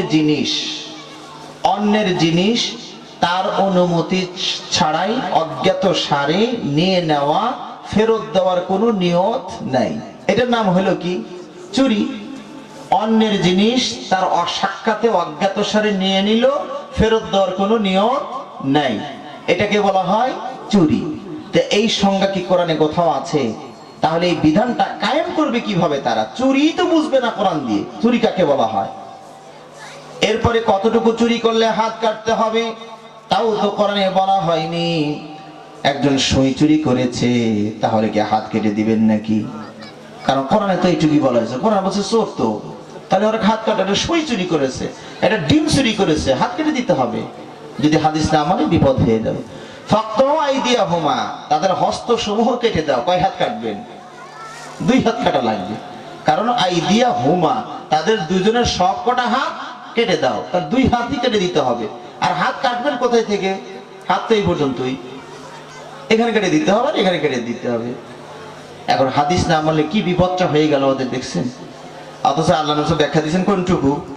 ডাইন হাত প্রথম চুরি করলে ডাইন হাতের কবজি কাটতে হবে, তাও কতটুকু একটা পরিমাণ আছে, ওই 3-1.5 দিনার, একটা বেশ প্রায় 6,000 টাকার মতো যার দাম হবে, 5,000-6,000 টাকার মতো বর্তমান হিসাবে, এই পরিমাণ চুরি করলে হাত কাটা যাবে। তারপর আরো খেয়াল করতে হবে যে যে জিনিসটা নিয়েছে সেটা কোনো এমনি রাস্তাঘাটে যেখানে সেটা ফেলে দেওয়া ছিল নাকি কোনো নিরাপদ জায়গায় ছিল। আমার কথা কি বুঝতে পেরেছেন? ধরুন আপনার হোন্ডাটা রাত্রিবেলায় এখানে লকও করেন নাই, রেখে দিয়ে ঘুমাইতে গেছে, আর সব শুধু নিয়ে গেছে, এটা কাটতে পারবেন হাত? কেন কাটবেন না? এটা কোনো নিরাপদ জায়গায় ছিল না, রাস্তাঘাটে রাখা ছিল, চোর তো নিবি ওইটা, তুমি নিরাপদ জায়গায় রাখো নাই কেন? তো এখানে নিরাপদ জায়গায় রাখা লাগবে। তারপরে চুরি করছে কেন? কয় আমার বাড়িতে খাবার নাই, মরে যাওয়ার মতো অবস্থা হয়েছে দেখে আমি চুরি করছি, তাহলে এর তো হাত কাটা যাবে না। কত মাসলা মাসাইলা আছে যেগুলো আপনি হাদিস ছাড়া কোনোভাবেই মানতে পারবেন না। শোনত ভাইয়েরা, এভাবে যারা কোরআন মানবে হাদিস মানবে না, তাদেরকে যদি বলা হয় যে আল্লাহ সালাতের কথা বলেছেন, সালাতটা কিভাবে পড়বেন আমাকে দেখিয়ে দেন হাদিস ছাড়া। এই যে আমাদের মুরাদ বিন আমজাদ ভাই একদিন আমাকে বলছিলেন যে ওই কোরআনী গ্রুপদের সাথে ওনার একটা মোনাজারা ছিল, তো ওনারা 3 জন আলেম গেছেন, 3 জন আলেম বলতে ওই যে যারা শিক্ষিত আর যাই হোক। তো উনি যখন মোনাজার এক পর্যায়ে বললেন যে ঠিক আছে আপনারা যেহেতু হাদিস মানবেন না শুধু কোরআন মানবেন, তো আপনারা সালাতটা পড়ে আমাকে একটু দেখান। এক আল্লাহর বান্দা 3 জনের একজন বলছে যে এটা কোনো দেখানোর জিনিসই না, ও সালাত পড়ে কোরআন হাদিস গবেষণা, কোরআন হাদিস তো না, কোরআন গবেষণা করে এটা দেখছে যে এটা দেখানোর কোনো জিনিস না। নিয়ত যেমন দেখানো যায় না এই ভিতরেই থাকে, সালাত এরকম ভিতরের জিনিস, এরকম দেখানোর কোনো জিনিসই না। আচ্ছা তাহলে আপনারটা বাদ, তাহলে আপনি কয় হ্যাঁ হ্যাঁ এটা দেখানো যায়, আর এক কোরআনি ওকে হ্যাঁ দেখানো যায়, আচ্ছা দেখান। তো পড়লো, উনি দেখলেন, তো আর একটা বলে আপনি হ্যাঁ হ্যাঁ এটাও দেখানো যায়, পড়েন। সেও পড়লো, দেখলেন, 2 জন যে পড়লো 2 জনের সাথে কারো মিল নাই। একজন বললো দেখানোই যায় না, 2 জন বললেন দেখানো যায়। উনি যেভাবে সালাত পড়লেন ইনার সাথে মেলে নাই, ইনি যেভাবে পড়লেন ওনার সাথে মেলে নাই। তো মুরাদ বিন আমজাদ বলছেন যে এই হইল কোরআনীদের অবস্থা। যদি আরো 10 জন স্কলার আসে তো 10 রকমেরই সালাত আপনারা পড়িয়ে দেখিয়ে দিবেন, কারণ কারো বুঝের সাথে কারো বুঝের মিল নাই। সম্মানিত ভাইরা, এই কোরআন ছাড়া কোনো মানে হাদিস ছাড়া কোরআন একদম অচল হয়ে যাবে, কোরআনের উপরে আমল করা কোনোভাবেই সম্ভব হবে না। আল্লাহ যাকাতের কথা বলেছেন না, যাকাত দিবেন, কতটুকু সব পরিমাণ হলে দিবেন? ছাগল কয়টা হলে দিবেন, গরু কয়টা হলে দিবেন? এই বড় নাকি কোরআন হাদিসে কোথাও আছে? আপনি সালাত যে পড়বেন যোহর 4 রাকাত সবকটাই আস্তে কিরাত করবেন, আসরে 4 রাকাত সব রাকাতই আস্তে তেলাওয়াত করবেন, মাগরিব আবার 3 রাকাত, প্রথম 2 রাকাতে জোরে, এই যে বিশদ বর্ণনা এটা কি কোরআনে আছে? তাহলে অবশ্যই আমাদেরকে কি লাগবে বলেন তো? হাদিস লাগবে। সওম পালন করার কথা বলা হয়েছে, সওম কেমনে পালন করবেন? কিচ্ছু বলা হয়নি কোরআনে। কোরআনে একটু বলা হয়েছে কথা থেকে বিরত থাকতে হবে। মারইয়াম আলাইহিস সালাতু ওয়াসসালামের সওমের কথা বলা হয়েছে, ইন্নী নাযারতু লির-রাহমানি সাওমা ফালানুকাল্লিমাল ইয়াওমা ইনসিয়্যা, আমি রহমানের জন্য সওম পালন করছি, আজকে দিন কারোর সাথে কথা বলবো না। এইটুকু পাওয়া যায়। তাহলে সওম মানে কোরআনে যেটুকু পাওয়া যাচ্ছে কথা বলা থেকে বিরত থাকতে হবে, এটার নাম সওম। খান পান করেন সমস্যা নাই, কিন্তু কথা বলা যাবে না। সুতরাং ভাইরা, যারা এই মত পোষণ করছেন যে কোরআন দিয়ে চলবেন, কোনোভাবেই চলা সম্ভব নয়। কোরআন যার উপরে নাজিল হয়েছে তার ব্যাখ্যা অবশ্যই আমাদেরকে নিতে হবে। সম্মানিত ভাইরা, এভাবে কোরআন সুন্নাহ সাহাবাদের জীবনী পড়লে জানা যায় তারা সুন্নাতকে কত ভালোবাসতেন, কত গুরুত্ব দিতেন। সাহাবী আব্দুল্লাহ বিন আব্বাস রাদিয়াল্লাহু তাআলা আনহু একদিন একটা মাসলা বলছিলেন তামাত্তু হজের ব্যাপারে। তো তামাত্তু হজ শরীয়ত সম্মত, তিনি বলেন যে এটা নবী সাল্লাল্লাহু আলাইহি ওয়াসাল্লাম করেছেন, করা যায়। তখন একজন সাহাবা বললেন কিন্তু আবু বকর না এটা বলেন, ওমর না এটা বলেন। তার মানে আল্লাহ নবী সাল্লাল্লাহু আলাইহি ওয়াসাল্লাম যেটা বলেছেন তার উল্টাটা আবু বকর ওমরের রেফারেন্সে ওই সাহাবা, ওই তাবি ছাত্র পেশ করছেন। আব্দুল্লাহ বিন আব্বাস রাদিয়াল্লাহু তাআলা আনহু রেগে গিয়ে কোরআন থেকে একটা আয়াত পাঠ করে বললেন, ইউশিকু আন তুনাজ্জালা আলাইকুম হিজারাতুম মিনাস সামা আকুলু ক্বালা রাসূলুল্লাহ সাল্লাল্লাহু আলাইহি ওয়াসাল্লাম ওয়া আনতুম তাকুলুনা ক্বালা আবু বকর ওয়া উমর। অচিরেই তোমাদের উপরে আসমান থেকে প্রস্তর বর্ষণ হবে, আসমান থেকে বোমা ফেলা হবে। আমি বলি আল্লাহর নবী এটা বলেছেন, তোমরা কিনা বলো আবু বকর ওমর বলেছেন। অর্থাৎ আল্লাহর নবী সাল্লাল্লাহু আলাইহি ওয়াসাল্লাম বলার পরে এর বিপরীতে আবু বকর ওমরকেও আনা যাচ্ছে না।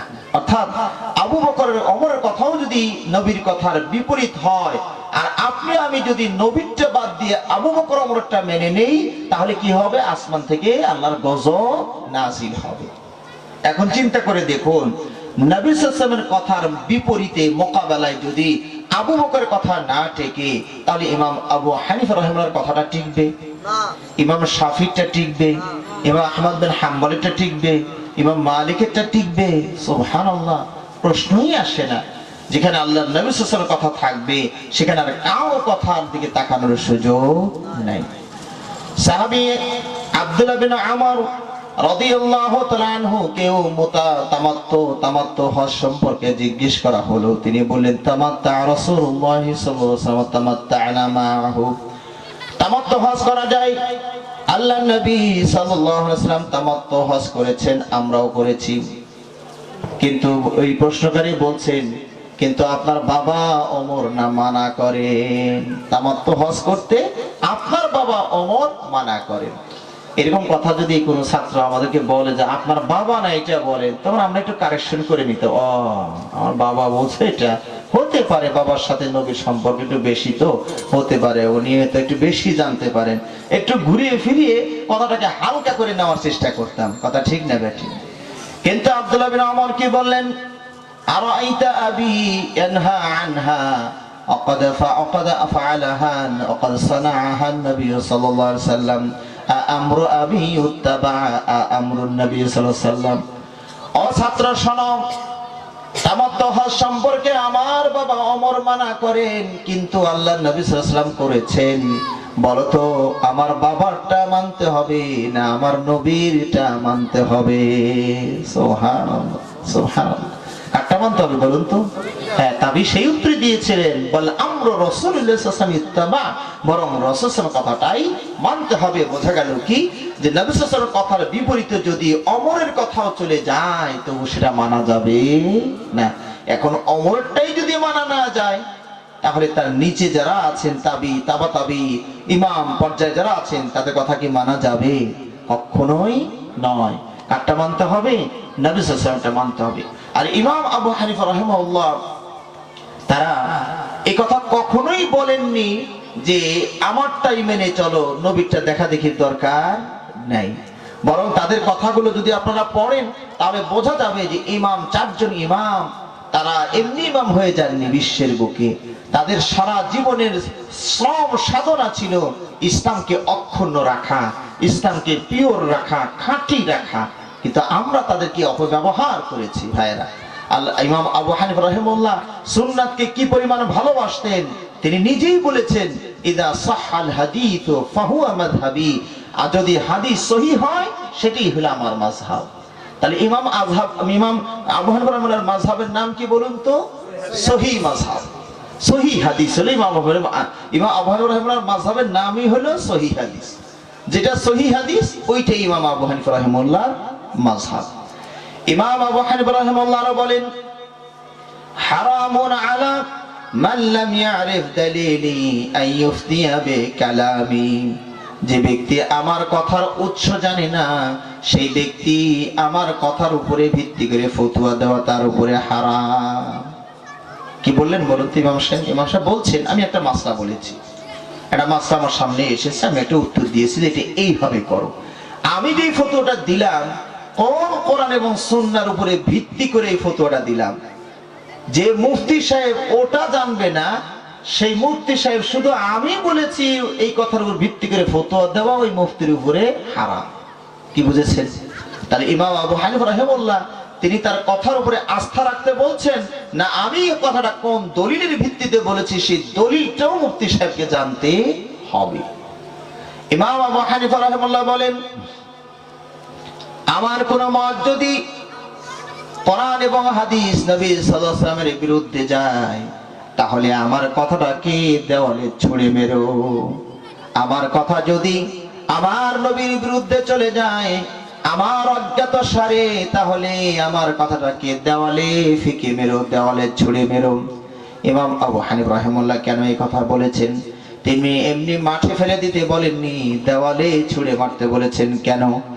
যদি এমনি মাঠে ফেলে দেন তাহলে কথাটা অক্ষত রয়ে যেতে পারে, আবার কেউ কুড়িয়ে নিয়ে যেতে পারে, ঠিক না বেঠিক? কিন্তু যদি সজোরে দেওয়ালে আঘাত করেন তাহলে কথাটা চূর্ণ বিচূর্ণ হয়ে যাবে, ওর অস্তিত্ব হারিয়ে যাবে, কেউ আর এটা কুড়িয়ে নিতে পারবে না।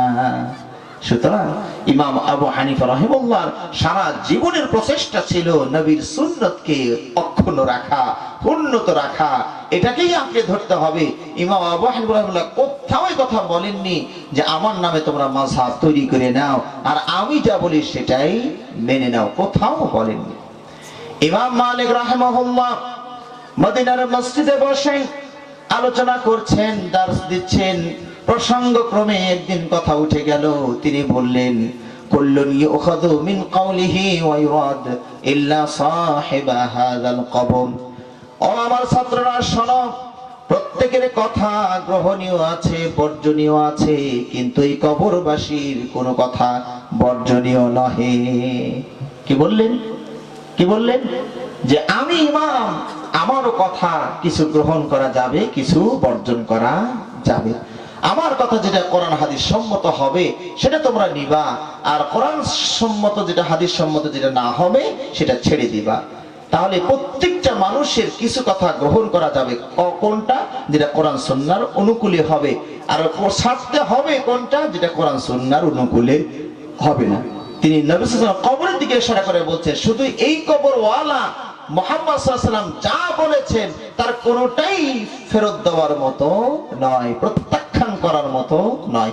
বাকি আমরা যত বড় ইমামি, আল্লামাতুদ দাহর, যত বড় ফকিহুল মিল্লাহ, এরকম যত বড় টাইটেলের ডিগ্রি নেই না কেন, নবী সাল্লাল্লাহু আলাইহি ওয়াসাল্লামের কথার বিপরীতে যদি ওটা হয়ে যায় তাহলে ওটা ডাস্টবিনে ফেলে রেখে আসতে হবে।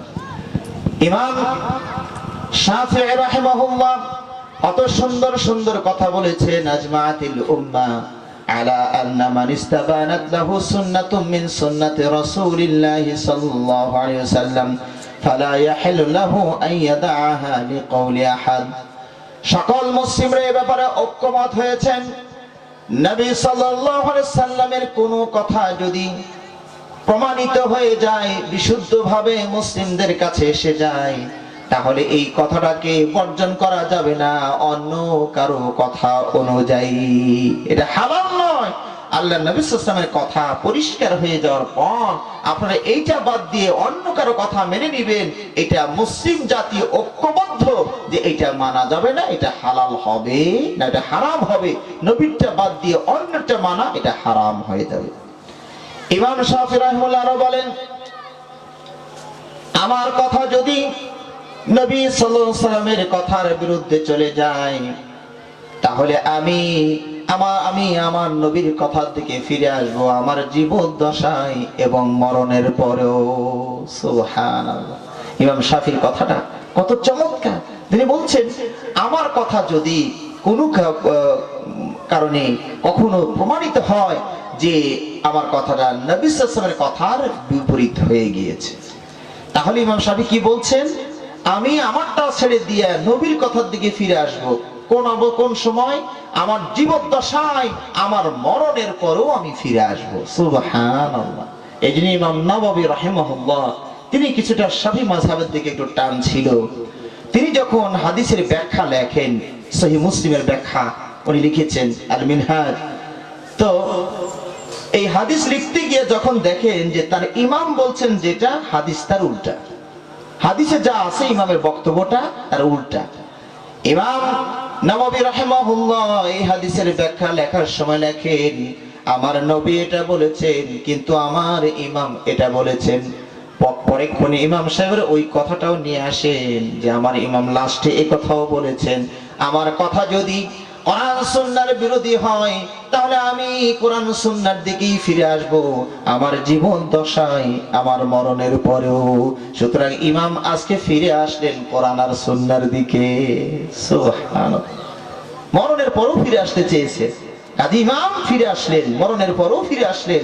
আমরা সাফিরা ফিরে আসবো নবীর কথার দিকে। সুবহানাল্লাহ, সুবহানাল্লাহ। এটার নাম নবীর প্রতি ভালোবাসা। শুধু নবীর নাম শুনলে চুমু খাবেন, আঙ্গুল চেয়ে কপালে লাগাবেন, চোখে লাগাবেন, আর নবীর কথা মানবেন না, নবীর পদাঙ্ক অনুসরণ করবেন না, ইসলাম ইবাদতবন্দি করবেন নিজেদের ইমাম পীর বুজুর্গের মানে নীতি অনুযায়ী, এটার নাম নবীকে ভালোবাসা নয়। নবী যদি বেঁচে থাকতো দাওয়াত দিয়ে খাওয়াতেন, হাদিয়া দিতেন, জামা হাদিয়া দিতেন, রুমাল হাদিয়া দিতেন, কত কিছু দিতেন, দামি দামি খাবার গুলো নবী সাল্লাল্লাহু আলাইহি ওয়াসাল্লামকে দিতেন। এখন নবী নাই, নবীর অনুসরণ কিভাবে করতে হবে? নবী সাল্লাল্লাহু আলাইহি ওয়াসাল্লাম যা করেছেন, যা করতে বলেছেন, যা ছেড়েছেন, সেগুলো আমাদের পদাঙ্ক অনুসরণ করা, এটা নামই হচ্ছে নবীকে ভালোবাসা। ইমাম আহমদ বিন হাম্বল বলেছেন, লা তুকাল্লিদনি ওয়ালা তুকাল্লিদান্না মালিকান ওয়ালা শাফিঈয়্যা ওয়ালা আউযাঈয়্যা ওয়া খুয মিন হাইথু আখাযু। ইমাম আহমদ বিন হাম্বল বলেন, লা তুকাল্লিদনি, তোমরা আমার তাকলিদ করো না, আমাকে অন্ধ অনুসরণ করো না। ইমাম মালিকের, ইমাম আউযাঈ, ইমাম শাফিঈ কারোই তোমরা অন্ধ অনুসরণ করো না, বরং খুয মিন হাইথু আখাযু, তারা যেখান থেকে নিয়েছে তোমরা সেখান থেকে নাও। সুবহানাল্লাহ। সুতরাং ভাইরা, সমাজ আমাদের দলিল নয়, কোন ইমাম আমাদের দলিল নয়, কোন পীর আমাদের দলিল নয়, কোন বুজুর্গ আমাদের দলিল নয়, কোন আলেম আমাদের দলিল নয়, মাদানিও আমাদের দলিল নয়। কথা ঠিক না ভাই? ঠিক। ইমাম বুখারীও আমাদের দলিল নয় যদি তিনি কোরআন হাদিসের বাইরে কিছু বলেন। কথা ঠিক না? আর যদি কোরআন হাদিস অনুযায়ী বলেন, সব আমার দিনী ভাই, সব আমার দিনী ভাই, জিন্দা মরা যা আছে সব আমার দিনী ভাই। সুবহানাল্লাহ। এটাই হচ্ছে মুসলিমদের একমাত্র নীতি। প্রসঙ্গত আরেকটি কথা না বললেই নয়, ইদানিং কিছুটা ধূম্রজাল পয়দা করা হচ্ছে। তারা বলছেন যে হাদিস মানার কথা কোরআনে হাদিসে কোথাও নাই, সুন্নাহ মানার কথা হাদিসে আছে। তামাসসাকু বিসুন্নতি ওয়া সুন্নাতিল খুলাফায়ে রাশিদিন আল মাহদিয়্যিন আদু আলাইহা বিন নওয়াজিদ। আল্লাহ নবী সাল্লাল্লাহু আলাইহি ওয়াসাল্লাম বলছেন, আমার সুন্নতকে আঁকড়ে ধরো এবং আমার খুলাফায়ে রাশিদিনের সুন্নতকে আঁকড়ে ধরো। তাহলে হাদিস আঁকড়ে ধরো এরকম তো কোনো দলিল নাই। তারাকতু ফিকুম আমরাইন লান তাদিল্লু মা ইন তামাসসাকতুম বিহিমা কিতাবাল্লাহ ওয়া সুন্নতি বলা হয়েছে, হাদিস তো বলে নাই। এটা উদুর পিণ্ডি বুদুর ঘাড়ে। কথা বুঝতে পেরেছেন? ধূম্রজাল পয়দা করা হয়েছে কিভাবে? আসলে হাদিস আর সুন্নাহ কাকে বলা হয়? যদি আপনি মুহাদ্দিসিনদের পরিভাষা দেখেন তাহলে দুটোর মাঝে কোনো পার্থক্য নাই। মুহাদ্দিস যারা, তারা সুন্নাহ বলতে যেটা বোঝান, হাদিস বলতেও সেটা বোঝান। কোনটা সেটা? মা উদিফা ইলা নবী সাল্লাল্লাহু আলাইহি ওয়াসাল্লাম মিন কওলিন আও ফি'লিন আও তাকরীরিন আও ওয়াসফিন খালকিয়্যিন আও খুলুকিয়্যিন।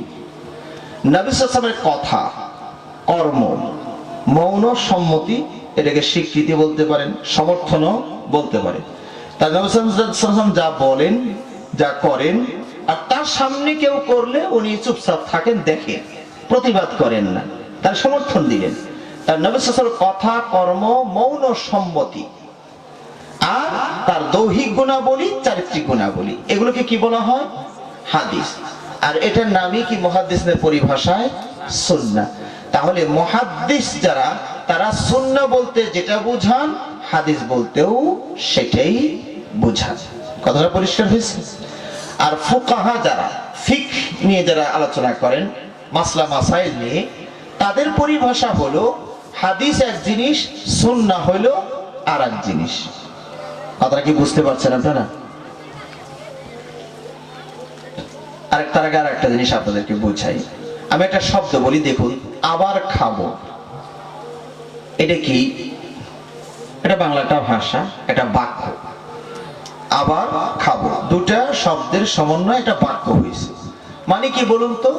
মানে এখন খেয়েছেন, পরবর্তীতে আপনি আবার আহার গ্রহণ করবেন, এই কথাটা আপনি বললেন, তাই না?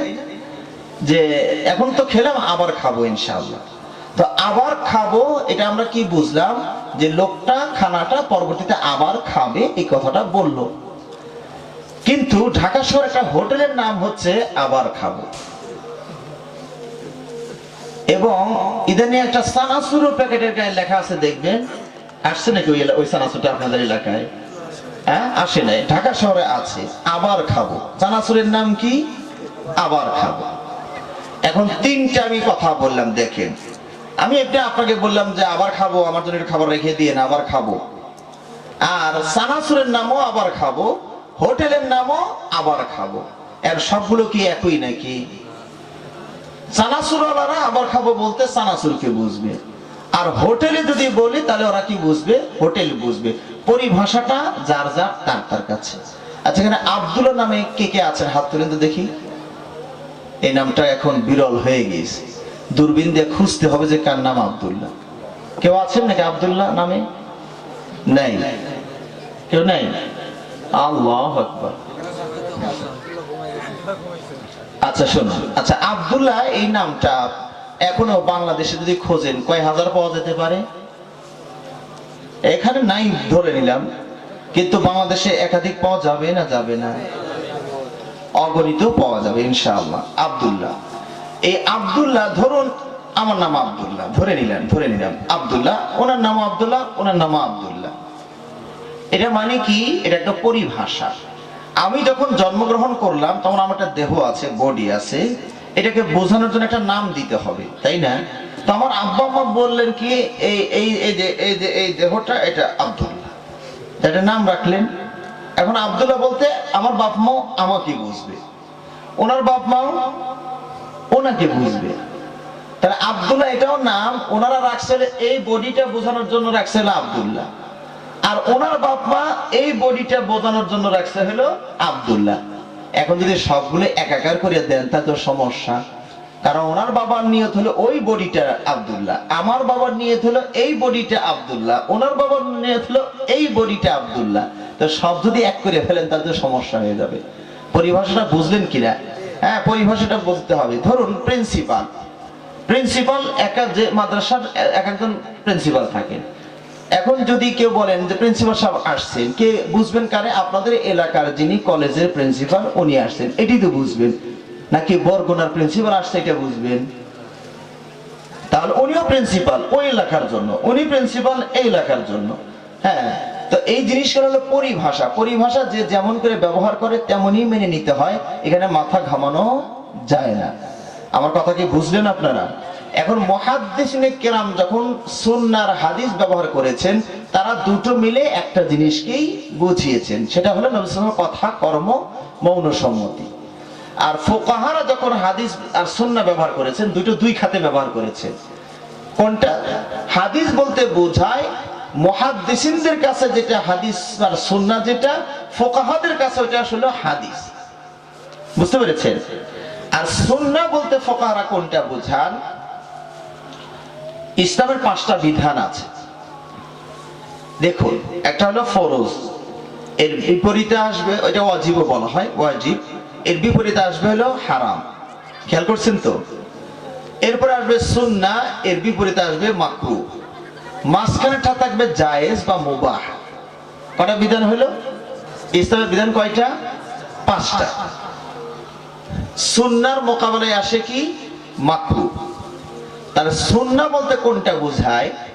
সুন্নাহ বলতে ফুকাহা যারা, তারা বোঝান যে কাজটার ব্যাপারে আল্লাহ এবং তার রাসূল শক্ত করে কোনো আদেশ করেন নাই, করলে সওয়াব পাবে, না করলে গুনাহ নাই, এটার নাম হইল সুন্নাত। কথাটা কি পরিষ্কার হলো আপনাদের কাছে? তাহলে ফুকাহাদের কাছে সুন্নাতটা কি জিনিস? একটা ইবাদতের নাম, যে ইবাদতটা করলে সওয়াব পাবেন, না করলে গুনাহ নাই, একটু তিরস্কার করা যাবে যে আপনার মতো আমলদার মানুষ এই সুন্নাহটা আমল করলেন, এটা কি ঠিক হইলো? এরকম একটু তিরস্কার করা যেতে পারে, কিন্তু কোনো শাস্তি হবে না। মনে হয় আলোচনা জটিল হয়ে গেল আপনাদের কাছে নাকি? আল্লাহ জানে। তাহলে সুন্নাহ আর হাদিস বুঝতে পারলেন তো? এখন যারা বলছেন, দেখুন ফুকাহাদের সুন্নাহ এটা সাব্যস্ত হবে না মুহাদ্দিসিনদের হাদিস ছাড়া। কথা ঠিক না ঠিক? কারণ ফুকাহারা যদি বলেন এই কাজটা করা সুন্নাত, তাহলে সুন্নাতটা সাব্যস্ত হবে কি দিয়ে? কোরআনেও কিছু থাকতে পারে, কিন্তু হাদিস এখানে বেশিরভাগই আপনি পাবেন কোথায়? হাদিসে পাবেন। আচ্ছা, ওযুতে ফরজ কটা বলছেন আপনারা? 4টা বলছেন। যদি আমরা বলি 6টা, আপনারা বলেন হয়তো 4টা, বাকিগুলোকে কি বলি আমরা? সুন্নাত। প্রথমে হাতের কবজি পর্যন্ত ধৌত করা, এটা কি? সুন্নাত। আচ্ছা, এই সুন্নাতটা সাব্যস্ত হলো কিসের উপর ভিত্তি করে? নবীর হাদিস থেকেই তো প্রমাণ হবে। ফুকাহাদের সুন্নাহ দাঁড়াইতেই পারবে না নবীর হাদিস ছাড়া। কথাটা কি পরিষ্কার হয়েছে ভাইয়েরা? সুতরাং কেউ কেউ উল্টাপাল্টা উদাহরণ দিয়ে জনগণ নিজেই বোঝে নাই তো জনগণকে বোঝাবে কেমনে? পেঁচ লাগাবে না তো নিজেই। তারা বলছেন কি, শোনার ভাইয়েরা, নবী সাল্লাল্লাহু আলাইহি ওয়াসাল্লাম দাঁড়িয়ে পেশাব করেছেন, এটা হলো হাদিস, আর বসে বসে পেশাব করেছেন, এটা হলো সুন্নাত। এখন আপনি সুন্নাত মানবেন না হাদিস মানবেন? তো আপনার তো মাথা দিছে আউলিয়ে, কারণ হে বেড়েই তো বোঝে নাই যে সুন্নাহ কি আর হাদিস কি। আচ্ছা, আমি আপনাদেরকে বোঝাই। আচ্ছা, যেটা নবী সাল্লাল্লাহু আলাইহি ওয়াসাল্লাম দাঁড়িয়ে পেশাব করছেন, এটা কোথায় আছে? হাদিসে আছে। নবী সাল্লাল্লাহু আলাইহি ওয়াসাল্লাম বসে পেশাব করছেন, ওটা কোন জায়গায় আছে? ওটা তো হাদিসে আছে। কিন্তু উনি তো নিজে বোঝে না যে হাদিস কোনটা সুন্নাহ কোনটা, এজন্য উনিও আওলা খাইছে, মানে মাথা ব্রেন আউলিয়ে গেছে, আপনাদেরটাও আওলানোর চেষ্টা করছে। কারণ যেটা বলছে হাদিসে বলছেন, হাদিসে এটাও দাঁড়িয়ে পেশাবের হাদিসটা হলো এরকম, হুযায়ফা রাদিয়াল্লাহু আনহু থেকে বর্ণিত, আতা সুবাতাতা কওমিন ফাবালা কাইমান। আল্লাহ রাসূল সাল্লাল্লাহু আলাইহি ওয়াসাল্লাম এক এলাকার মানুষদের ময়লা আবর্জনা স্থানে আসলেন এবং দাঁড়িয়ে পেশাব করলেন। এটা আছে কোন জায়গায়? হাদিসে আছে। আর যেখানে বসে হাদিস পেশাব করার কথা, ওটাও কোথায় আছে? হাদিসে আছে। আয়েশা রাদিয়াল্লাহু আনহা বলছেন যে, মান হাদাথাকুম আন্না নবী সাল্লাল্লাহু আলাইহি ওয়াসাল্লাম কানা ইয়াবুলু কাইমান ফালা তুসাদ্দিকুহু মা কানা ইয়াবুলু ইল্লা কাইদান বা জালিসান। যে তোমাদেরকে বলবে যে নবী সাল্লাল্লাহু আলাইহি ওয়াসাল্লাম দাঁড়িয়ে পেশাব করেছেন, ওর কথা তোমরা বিশ্বাস করো না। নবী সাল্লাল্লাহু আলাইহি ওয়াসাল্লাম সব সময় পেশাব করলেই বসেই পেশাব করতেন। এটা কোথায় আছে? তাহলে কি বুঝাইলেন আপনি? বলে যে এটা হলো হাদিসে আছে, এটা হলো সুন্নতে আছে, তা তো পেঁচ লেগে গেছে জনগণের কাছে। হ্যাঁ, আমরা বলবো কি, দুটোই হাদিস। দাঁড়িয়ে পেশাব করাও হাদিসে আছে, বসে পেশাব করাও হাদিসে আছে। তবে আসল হইলো সুন্নাহ, মানে এবার ফুকাহাদের সুন্নাহ নিয়ে আসি আমরা। সুন্নত হইলো বসেই পেশাব করা। নিতান্ত যদি প্রয়োজন হয় তখন দাঁড়িয়ে পেশাব করবেন। কথা বুঝেন নাই? আমরা তো দুইটাই আমল করব, কখন সময় বুঝে। শেখ আলবানী রাহমাহুল্লাহ বলছেন যে দাঁড়িয়ে পেশাব করা উত্তম না বসে পেশাব করা উত্তম। উনি বলছেন যে পেশাবের সময় দুটো জিনিস খেয়াল রাখতে হবে। এই দুটো জিনিস যে পদ্ধতিতে বেশি আদায় হবে, ওইটাই ওই সময় সুন্নত হবে। মানে কি? মানে কি? মানে হলো, যেমন ধরুন আপনি এমন এক জায়গায় গিয়েছেন যে বসে পেশাব করলে দুটো জিনিস, একটা হলো যে আড়াল করতে হবে, মানুষের দৃষ্টি যেন আপনার লজ্জাস্থানে না পড়ে। আর একটা হলো সিটে ফাটা যেন পায়ে গায়ে না লাগে, গায়ে পায়ে না লাগে। কয়টা উদ্দেশ্য পেশাবের সময় খেয়াল করবেন? একটা হলো লজ্জাস্থান যেন অন্য কোনো মানুষের দৃষ্টিতে না পড়ে, আর ছিটে ফাটা যেন গায়ে না লাগে। এখন এমন এক জায়গায় আপনি গিয়েছেন, দেখছেন যে দাঁড়িয়ে পেশাব করলেই এই দুইটা বেশি আদায় হয়, তাহলে আপনি দাঁড়িয়ে পেশাব করেন। যেমন ধরুন আপনি যদি এই যে ক্ষেতগুলো, রাস্তাগুলো উঁচুতে আছে, রাস্তার ধারের গাছগুলো দেখবেন যে একটু ফাঁকা, তারপরে পাতা টাতা পাওয়া যায়। কৃষকরা নিচে জমি চাষ করছে, আপনি যেন বসে পেশাব করেন তাহলে রাস্তাটা ক্লিয়ার হয়ে যাবে। কৃষকরা নিচে, আপনি নিচে বসছেন, তাহলে লজ্জাস্থানটা প্রকাশ পেয়ে যাবে। কথা ঠিক না ভাই? ঠিক।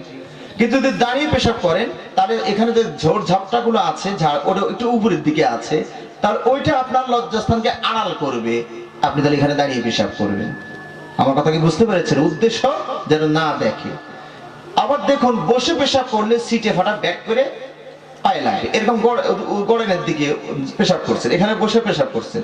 যদি দেখেন যে আমি পেশাব করলে এটা সিটে আমার গায়ে আসবে, তাহলে আপনি দাঁড়িয়ে আর দূরে ফেলার চেষ্টা করেন। কথা বুঝতে পেরেছেন? যাতে করে আপনার গায়ে পায়ে না লাগে। এই হচ্ছে মোটামুটি সুন্নাহ সম্পর্কে সংক্ষিপ্ত কথা।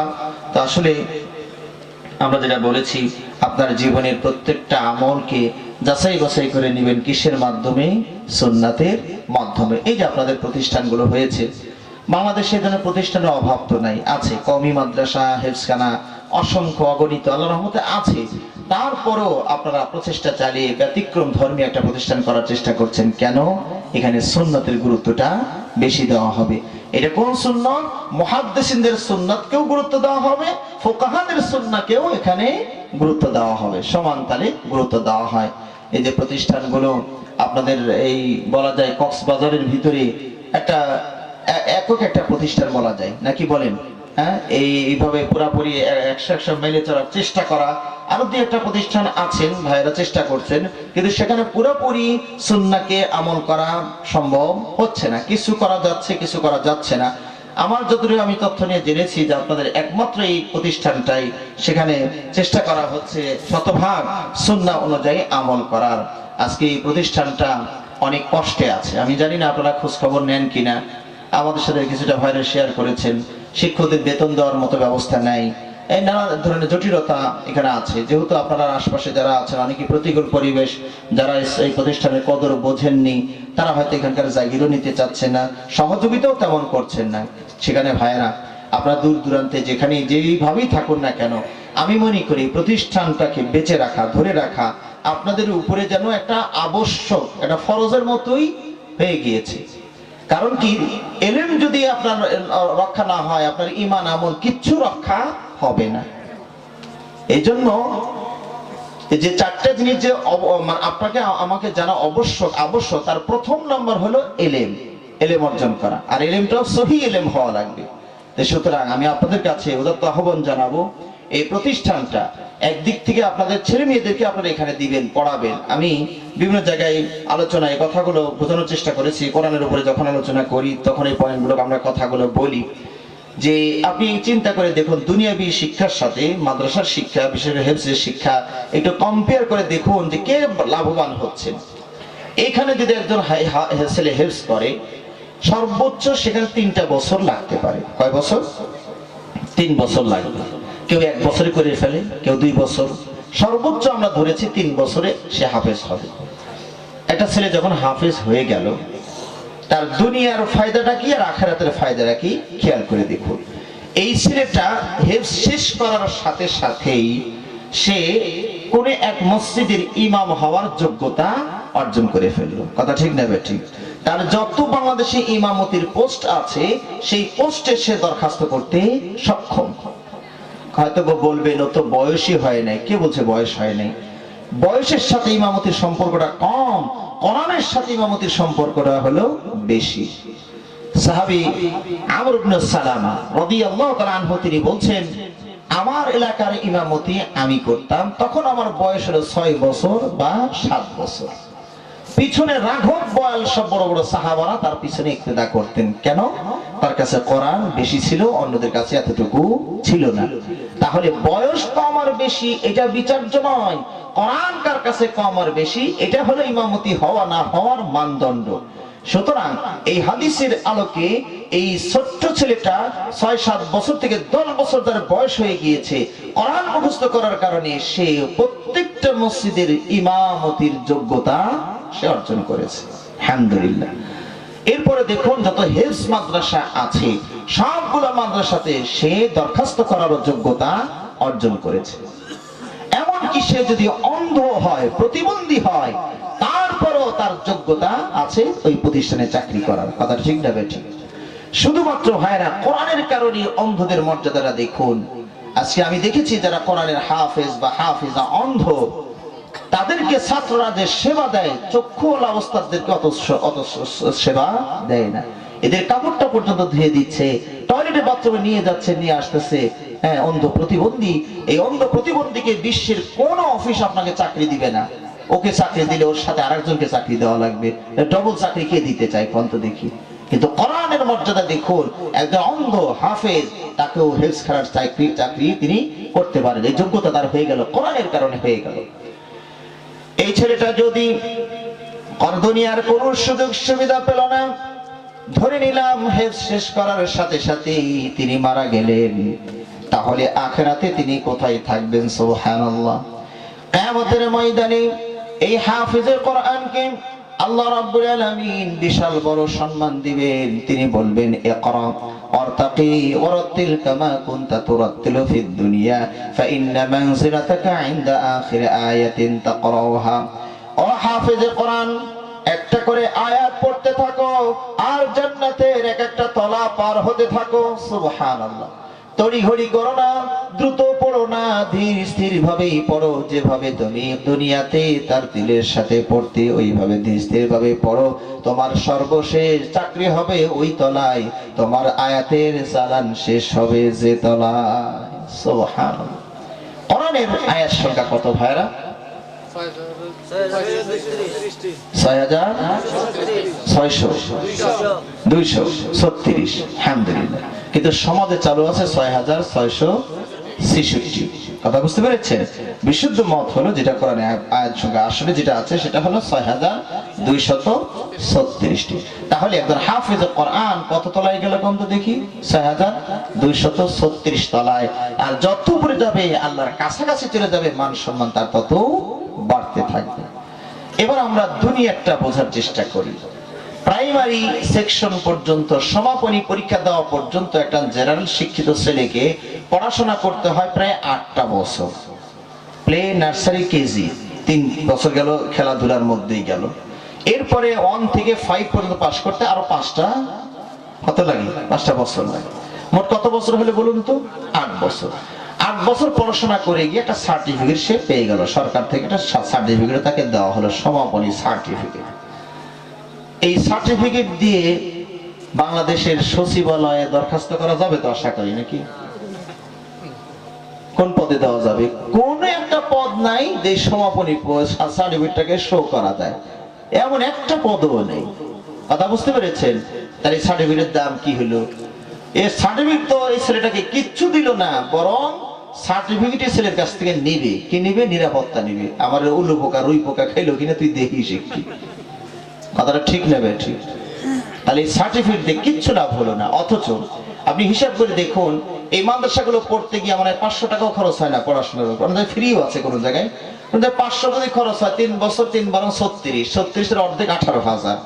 এই কোরআনের হাফেজ বানাইতে 18,000 টাকা খরচ হয়েছিল। আর আরে 8 পর্যন্ত পড়াইতে গিয়ে আপনি খোঁজ খবর নিয়ে দেখেন কত হাজার টাকা খরচ হয়েছে।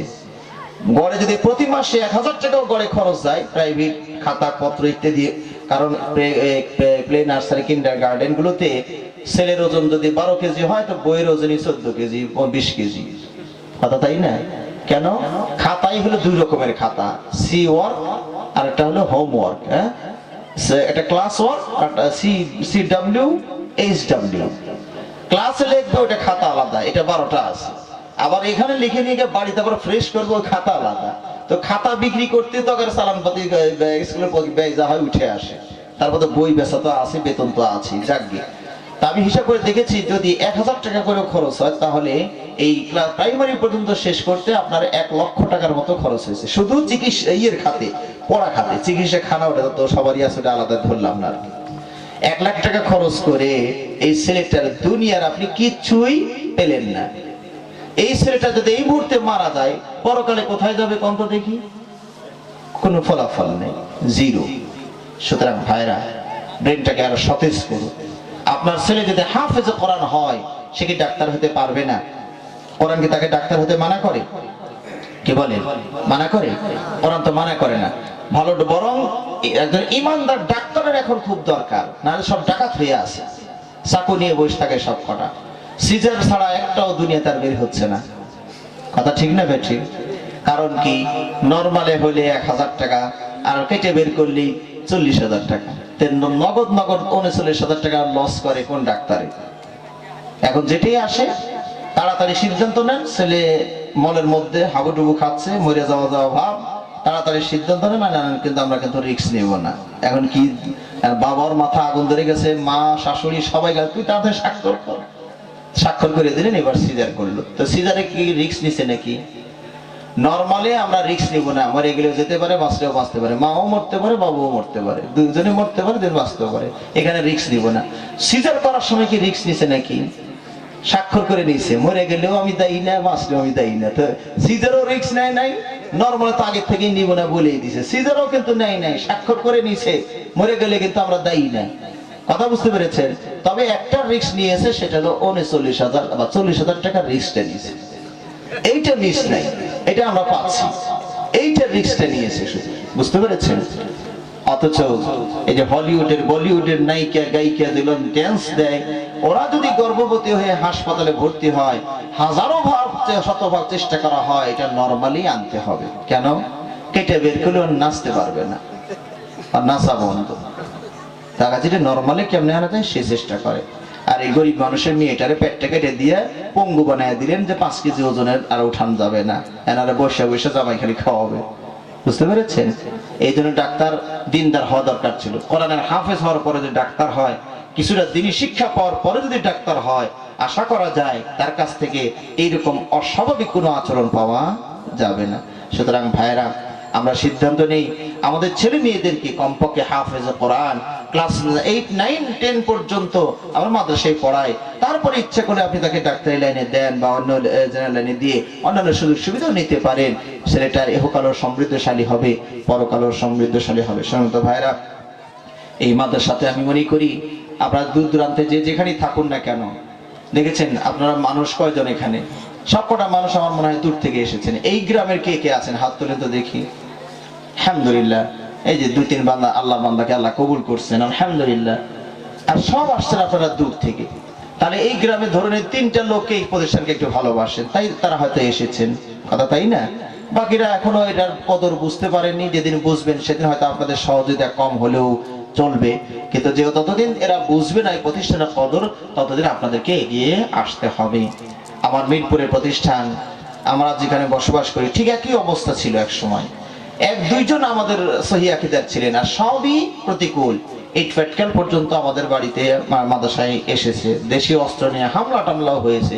এখন আল্লাহর রহমতে আর নাই, বুঝে ফেলেছে জনগণ, আলহামদুলিল্লাহ। তো বোঝার আগ পর্যন্ত তো কষ্টটা আপনাদের হবে। আমি মনে করি এই প্রতিষ্ঠানের জন্য মাসিক একটা দান, আপনাদের কষ্টার্জিত পয়সা। আপনার যদি 2টা ছেলে থাকে, এটাকে আর একটা ছেলে ধরে নিন যে আমার আর একটা ছেলে, এই যে দারুল হিকমা, এই ছেলেটার নাম কি আপনার? দারুল হিকমা। আপনাদের প্রত্যেকের একটা করে ছেলে বেড়ে গেল। 2টা আছে, 3 নম্বর দারুল হিকমা একটা ছেলে। হ্যাঁ, এখানে আপনি প্রতি মাসে কিছু একটা দেওয়ার চেষ্টা করবেন। যাদের বদ অভ্যাস আছে বিড়ি খাওয়ার, আজ থেকে ওয়াদা করে নেই হারাম জিনিস আর খাবো না। প্রতিদিন আমার 10 টাকার বিড়ি যেত, 10 টাকা আমি মাদ্রাসায় দিব, 3-10-কে 300 টাকা আমি মাদ্রাসায় দিয়ে দিব। পান খাওয়া, জর্দা খাওয়া বদ অভ্যাস যাদের আছে, আজকে থেকে শপথ করে নিন এই হারাম জর্দা হারাম, এটা আর খাবো না। না খেয়ে প্রতিদিন আমার 15 টাকা করে খরচ হয়, 5 টাকা করেও যদি খরচ হয়, তাও তো 5-30-150 টাকা এই হারাম কাজে ব্যয় না করে আপনি ওটাও রেখে দেন। বাড়িতে একটা ব্যাংক খুলে রাখুন, প্রতিদিন বাজার সকালবেলা বের হওয়ার সময় 5 টাকার মধ্যে ফেলে দেন। এটা দারুল হিকমা ছেলেটা পাবে। কথা বুঝতে পেরেছেন? এরকম যদি আপনারা যদি প্রাণ পরিকল্পনা নিয়ে না নিয়ে এভাবে ছেড়ে দেন, প্রতিষ্ঠানটা হুমড়ি খেয়ে পড়বে। যে সহি আকীদার কিছুটা আলো ছড়ানোর চেষ্টা করছিল, তা অঙ্কুরেই বিনষ্ট হয়ে যাবে। আপনারা পারবেন ইনশাআল্লাহ। আজকে আমি একটু ওয়াদা নিতে চাই, আপনারা কে কে ওয়াদা দিচ্ছেন উইলিংলি, কোনো চাপ নাই। মানে আপনারা একটু আজকে বলবেন, এখানে নাম লেখা হবে যে মাসিক আপনি কে কতটুকু দিতে পারবেন। হ্যাঁ বলেন ভাই, কে আছেন এখানে? নাম বেলাল ভাই, খাতা কলম নেন তো ভাই, একটু লিস্ট করেন ভাইদের। হ্যাঁ, একটু লেখেন যে প্রতি মাসে কোনো কষ্ট নিবে, কষ্ট করে নয়, যেটা আপনি সহজে পারবেন। আর ভাইয়ের একটা হোস্টেলে বসলেই বন্ধু মহোৎসবে এসে 4-5টা কাপ পড়ে দেয়, আপনি একা খেতে গেছে বসছেন 1 কাপ, ও আচ্ছা আপনি আসছেন, এই ভাই আরেকটা কাপ দেন, আরে তুমি আসছো মানে 1 কাপ দাও। এই করতে করতে দেখা যায় যে প্ল্যান ছিল 1 কাপ খাবেন, বন্ধু পরিচিত জন আসার কারণে 5-6-10 কাপ হয়েই গেল, 5-10-50 টাকা বিল দিয়ে চলে গেলেন। হয় না এরকম ভাইয়েরা? যদি বোঝেন যে এরকম সমস্যা আছে, স্যার হোটেলে যাওয়ার দরকার নাই, আপনি প্ল্যান করে টাকাটা এখানে পাঠিয়ে দেন। প্রায় আপনারা আছেন, দিয়ে যাচ্ছেন, মাসিক ভাবে দিয়ে যাচ্ছেন। আচ্ছা, পরিমাণটা তার একটু বাড়াইতে হবে তাহলে, কারণ যা দিচ্ছেন তাদের তো হচ্ছে না, আমি তো খোঁজ নিয়েছি, তাদেরও হচ্ছে না। এবং আপনি যা দিচ্ছেন, আপনি আরো 5 জনকে কমপক্ষে টার্গেট নেবেন। আঙ্গুল কয়টা? ডাইন হাতের আঙ্গুল কটা? প্রথমে আপনি টার্গেট নেবেন 2 হাত। ওই যে যারা ডেস্টিনির ব্যবসা করতো না, এখন তো এই যে ইভালি নাকি যেন আসছে, আবার ইভালি একটা আসছে, ইভালি না ইভালি, এগুলো সব প্রতারণা ভাইরা। এই আঙ্গুল ফুলে কলা গাছ হওয়ার যত সিস্টেম আছে সবগুলোকে থুতু দিয়ে ফেলে দিবেন, আপনি আপনার গতিতে চলতে থাকবেন। আমার পিছনে এগুলো মনে আমার ছাত্র জীবন থেকে ঘোরে। আমি ওদেরকে এক কথাই বলে দেই যে ভাই আমার আঙ্গুল ফুলে কলা গাছ হওয়ার নিয়তি নেই, আমি ঘষা মজা করে যেভাবে চলছে সেভাবে চলতে থাকি, চলতে দেন। আপনারা বড় লোক হইতে চান, গাড়ি বাড়ির মালিক হইতে চান, হন গা, ওই পথে হন, আমার ওটা দরকার নেই। কথা বুঝতে পেরেছেন? এই যে ডেস্টিনি যেভাবে মেরে নিয়েছি, ইভালি আবার আসছে নতুন রূপ নিয়ে। আপনাকে একটা পণ্য দিচ্ছে, ধরো 500 টাকা দামের পণ্যটা বাজারে, সেটা তারা কোম্পানি বিক্রি করে হলো, যারা তৈরি করে তারা বেশি 400 করে, ওরা আপনাকে 300 করে দেওয়ার দিচ্ছে। কতদিন পরে? 4 মাস পরে। বুঝতে পেরেছেন? পণ্যটা দিবে আপনাকে কয় মাস পরে?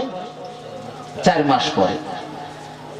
এইভাবে যখন প্রথম দিকে তো তোরা খুব দিচ্ছে, ওরা কেমনে দেয় কত দেখি? বাজারে হলো 500 টাকা দাম, যে কোম্পানি নিজে তৈরি করে বিক্রি করে তারাও বিক্রি করে 400 টাকা, 10-5 টাকা তারা লাভ হয়তো রাখে। এরা বলতেছে 300 টাকায় আপনাকে দেয়। কোম্পানি থেকে তো অবশ্যই তারা বেশি দাম দিয়ে নিচ্ছে, তারপরও আপনাকে কম দামে দিচ্ছে। কারণটা কি কত দেখি? এইভাবে আস্তে আস্তে যখন 4 মাস পরে পণ্য দেওয়া লাগবে, কোটি কোটি মানুষ যখন টাকাটা জমা দিয়ে দিবে, 4 মাস পরে পণ্য, এর মধ্যে যে কটা বাঁচতেছে নাকের ডগায় খালি দিতেছে, লস দিয়ে দিচ্ছে। কিন্তু 4 মাসের একটা মেয়াদে কোটি কোটি গ্রাহক যদি টাকা জমা দিয়ে দেয়, তো বিশাল একটা পোটলা হয়ে যাবে, খালি ঘুষ গাছ করে নিয়ে এয়ারপোর্টে দিয়ে উড়াল মারবে আর এক দেশ। তখন আপনার পণ্য কোথায়? লোকই নাই, পণ্য পাবেন কোথায়? বরং উল্টা করতে বলবেন, ভাই আমি গরিব মানুষ, আমার পণ্যটাকে দিয়ে যান, টাকাটা 4 মাস পরে দিবনি। এই নীতিতে যদি ইভালিয়া আসে, তাহলে আমি সবাইকে বলবো যে আমাকে সাথে করে নিয়ে যায়। এবার আমি আসি, কথা বুঝতে পেরেছেন? এবার আমিও আছি আপনাদের সাথে। হ্যাঁ, আমিও বলবো আমার একটা প্রাইভেট কার দরকার, দেন। হ্যাঁ, 4 মাস পরে, আবার 10 মাস পরে, যা হোক টাকা টুকা পরে নিয়ে আগে মালটা দেন। কথা বুঝতে পেরেছেন? কিন্তু মালের অপেক্ষায় চেয়ে থাকবেন আকাশের দিকে, পোটলাটা নিয়ে দৌড় মারবে ওই যে সুইজারল্যান্ডের দিকে, তাহলে তার খুঁজে পাবেন না। আরে কাজে এই ব্যবসাকে করবেন না। আমি বলছিলাম ওদের মতো 2 হাত করে বাড়ান। হ্যাঁ ভাই, আপনি করে দেন, কবির ভাই 200 করে দেন। ঠিক আছে, আপনি সামর্থ্য থাকলে বাড়ালেন, না থাকলে আপনার বন্ধু মহল আরো তো 2-4 জন আছে, খালাতো ভাই আছে, মামাতো ভাই আছে, ওদের সাথে কন্ট্যাক্ট করে দেবে। ভাই আমার একটা মাদ্রাসা আছে, রশিদ নাও, আমাকে দেওয়া লাগবে না, বিশ্বাস না করো মাদ্রাসায় চলো দেখাই, এখানে তুমি 100 টাকা করে মাসে দিবা, রশিদ কেটে ওর কাছ থেকে টাকাটা নেন। এইভাবে কমপক্ষে যদি আপনারা টার্গেট এইভাবে না নেন, তাহলে তো এই নেটওয়ার্কের মতো ছড়বে না জিনিসটা। আমার কথা বুঝতে পেরেছেন? সবাই আমরা চেষ্টা করবো ভাইয়েরা, ইনশাআল্লাহ। আল্লাহ আমাদের সবাইকে সাহায্য করুন, আল্লাহ আমাদেরকে কবুল করে নিন। আমরা যে বিষয়ে আচ্ছা, এখন যারা আগ্রহী আছেন, হ্যাঁ, এখনো যদি কেউ মনে করে এককালীনও কিছু দান আছে, অথবা আপনাদের কিছু বকেয়া পড়ে গেছে, 2-3 মাসের বাকি পড়ে গেছে, ভাবছেন আজকে মাহফিলের দিন পরিশোধটা করে আসবো, এরকম যদি কোনো ভাই থাকেন, তাহলে এখনো আপনারা আসতে পারেন। আসবেন? কেউ আছেন মনে মনে নিয়ত করছেন যে কিছু হয়তো আমরা দিব? হ্যাঁ, পকেটে হাত দেওয়া লাগবে, মনের সাথে যুদ্ধ করা লাগবে ভাইরা, না হলে দিতে পারবেন না। এই যে আলহামদুলিল্লাহ এক ভাই আসছেন, আল্লাহ তার দানকে কবুল এবং মঞ্জুর করেন। আলহামদুলিল্লাহ, আল্লাহুম্মা সাল্লি আলাইহি, আল্লাহুম্মা বারিক আলাইহি, হাসবুনাল্লাহু ওয়া নি'মাল ওয়াকিল, নি'মাল মাওলা ওয়া নি'মান নাসির। এই যে আল্লাহর এক বান্দা 500 টাকা দিলেন, আল্লাহ দানকে কবুল এবং মঞ্জুর করে নিন। আগে ভাই 1000 টাকা দিয়েছেন, আল্লাহ দানকে কবুল এবং মঞ্জুর করে নিন। আলহামদুলিল্লাহ। এই যারা ভাই 500 টাকা দিয়েছেন, আল্লাহ তার দানকে কবুল এবং মঞ্জুর করে নিন।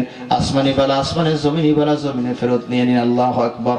এই যে ছোট্ট ভাই, কার পক্ষ থেকে? বাবা, যে ছেলেদেরকে ব্যবহার করবেন, এরা শিখবে যে এইভাবে দিতে হয়। আপনি দিতে পারতেন, কিন্তু ছেলেকে ভাইয়া করছেন, খুব ভালো হয়েছে। এই যে আলহামদুলিল্লাহ, আরেক ভাই 500 টাকা দিয়েছেন, আল্লাহ তার দানকে কবুল এবং মঞ্জুর করে নিন। আরেক ভাই 500 টাকা দিয়েছেন, আল্লাহ তার দানকে কবুল এবং মঞ্জুর করে নিন। আল্লাহুম্মা সাল্লি আলাইহিম, আল্লাহুম্মা বারিক আলাইহিম। আলহামদুলিল্লাহ।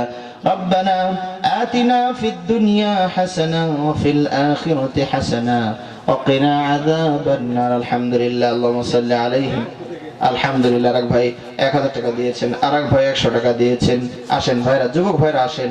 মাশাআল্লাহ, মাশাআল্লাহ, জাযাকুমুল্লাহু খায়রা।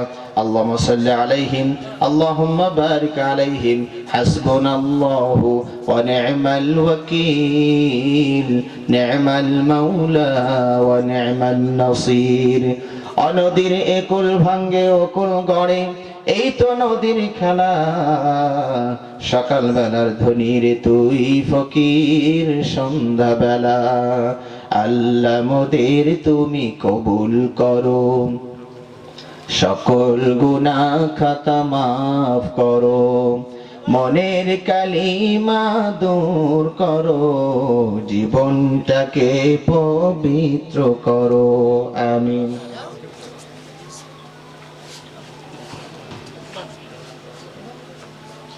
জি হ্যাঁ, একটু বসেন, একটু বসে, আর 2 মিনিট 5 মিনিটের মধ্যে আমরা ছেড়ে দেবো। বসেন বসেন, আমরা এই সুন্নতের তরিকে দোয়াটা করেই ছেড়ে দিচ্ছি আপনাদেরকে। জি, আপনার আব্বা মালয়েশিয়ায় থাকে? হ্যাঁ, আলহামদুলিল্লাহ। বেলাল ভাইয়ের আব্বু মালয়েশিয়ায় থাকেন, 10,000 টাকা দেওয়ার ওয়াদা করেছেন নাকি? দিয়ে দিয়েছেন, আলহামদুলিল্লাহ আলহামদুলিল্লাহ, মাশাআল্লাহ, আল্লাহ কবুল মঞ্জুর করুন। জি আলহামদুলিল্লাহ। ওনার বন্ধু আত্মীয় স্বজন থেকে আরো 24,700 টাকা, এই যে এইরকম সিস্টেমে চাচ্ছে। উনি 10,000 দিয়েছেন, আরো 24,700 সামথিং আরো আত্মীয় স্বজনের কাছ থেকে কালেকশন। মাশাআল্লাহ,